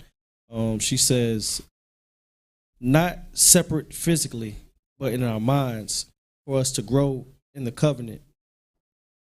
She also has for ourselves and our families and friends.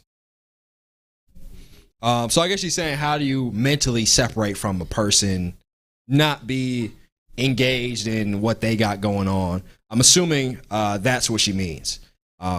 So yeah, I'm asking. I'll assume that's what the sister means.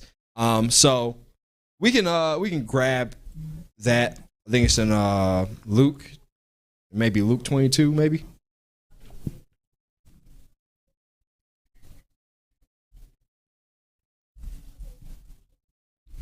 Luke 14. Luke 14 and 26. Actually, we'll start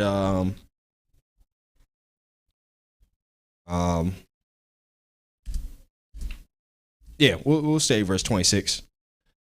If any man come to me and hate not his father and mother and wife and children and brother and sister, yea, and his own life. So obviously the Messiah is not talking about actual hatred. He's talking about they give commands, they give orders, they have desires, just like Abiyah gives commands, orders, and desires too. And he wants you to do something. So your father might say, hey, I need you to go work on the Shabbat day. I need you to go do X, Y, and Z. That's transgressing the covenant of Abiyah. I need you to come and celebrate this Christmas celebration I got going on. Wife might say, I need you to get me a Valentine's Day gift. Mm-hmm. And he'd be like, absolutely not. And even his own life, meaning you might get some pleasure from that. You might say, I don't want to see my wife, or my husband, or my father upset. That's going to grieve me. Yeah. But if you don't submit that and bring that to subjection to obedience to Abba Yahweh, then what? Read on, He priest. cannot be my disciple. You cannot be the disciple of the Messiah, the Prince. Let's read on. And whosoever do not bear his cross and come after me cannot be my disciple. For which of you tending to build a tower sitteth not down first and count the cost, whether he have sufficient to finish it? Least happily after he has laid the foundation is not able to finish it, all that beheld it began to mock him, saying, This man began to build and was not able to finish. Or what king goeth to make war against another king, sitteth not down first and consult whether he is able with 10,000 to meet him that cometh against him with 20,000? So these are all things, costs that we must count, things that we must be ready for. To say, I am going to be obedient. I am going to submit to Abba Yahweh before I submit to any man, any person that has caused me to do something against that. Let's go back to 2 Corinthians. Preacher, right? You can go grab that. Let's go to 2 Corinthians 10. And we'll pick it back up. Let's pick up in the 3rd verse. For though we walk in the flesh, we do not war after the flesh. And so, as we mentioned earlier in this class, there's going to be things of this flesh, even our own flesh, that's going to make us want to do things or be weak in certain areas. And a weak area for us is family. Oh, yeah. We love our family. It's a natural thing. But not all natural things are expedient for us. Yeah. Let's read on. For the weapons of our warfare are not carnal, but mighty through the Most High to the pulling down of strongholds. There are strongholds in our mind, in our chamber of imagery, whatever that is, that are going to have a hold on us. Let's hold that, actually, priest. Let's go to Priest Gabar. If you go to James,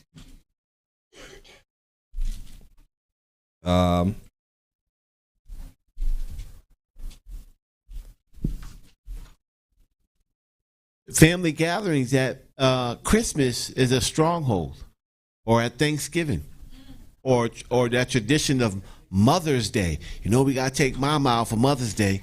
That's a stronghold, and we must tear them down. Absolutely. Or whatever else that is in your chamber of imagery. Let's go to James. Let's go to James 1 and pick it up in the 13th verse. Let no man Actually, say, pick it up in the 12th verse. Blessed is the man that endureth temptation. There's going to be temptation that come to this flesh. Blessed is the man or the woman who endures it, who takes on that burden and is patient with it. Now, this is not an overnight thing. Enduring is a long, extended process. You got sprinters and they expend a bunch of energy all at once. But you got endurance runners. I just heard about, I didn't even know this exists. They got ultra marathon runners. Yeah. Running 100 miles. That's insane. That's insanity. Yeah. And yet somehow they do it. Yeah. They have that endurance. We have to have that same endurance. That sounds impossible to somebody who's never done it, who's never even fathomed it. But there's people who do it. Mm-hmm. So it's not impossible. Endure temptation. Read on. For when he is tried, he shall receive the crown of life, which Abba Yahweh has promised to them that love him. That love him more than they love the things of this world. Love not even themselves, their own lives. The Most High shall give them the crown of life. Let's read on. So let no man say when he is tempted, I am tempted of Abba Yahweh. And don't be deceived and think that's the Most High. The Most High is telling me I should go off and work on a Shabbat day. I should go to this family gathering on the Sabbath. I should go and give my woman a Valentine's Day gift. That's what God is telling me. Don't think the Most High is tempting you. Read on. For Abba Yahweh cannot be tempted with evil, neither tempteth he any man. Here's where that temptation comes from. Read on. But let every man But every man that is tempted when he is drawn away from his own lust and This enticed. is where temptation comes from. Our own lust. We're in these primal earthly bodies that lust and desire things. Now, lust isn't just sexual. Lust is anything that you want. If you lust for money, that's Satan, something that Satan will use against you. You lust for power, Satan will use that against you. You lust for food, Satan will use that against you. God. You lust to have a close connection with my family or my people, my friends, Satan will use that against you. Let's read on. Then when lust has conceived, it bringeth forth sin. Now, when lust has been fulfilled, when you've acted upon it, it brings forth sin. And what else?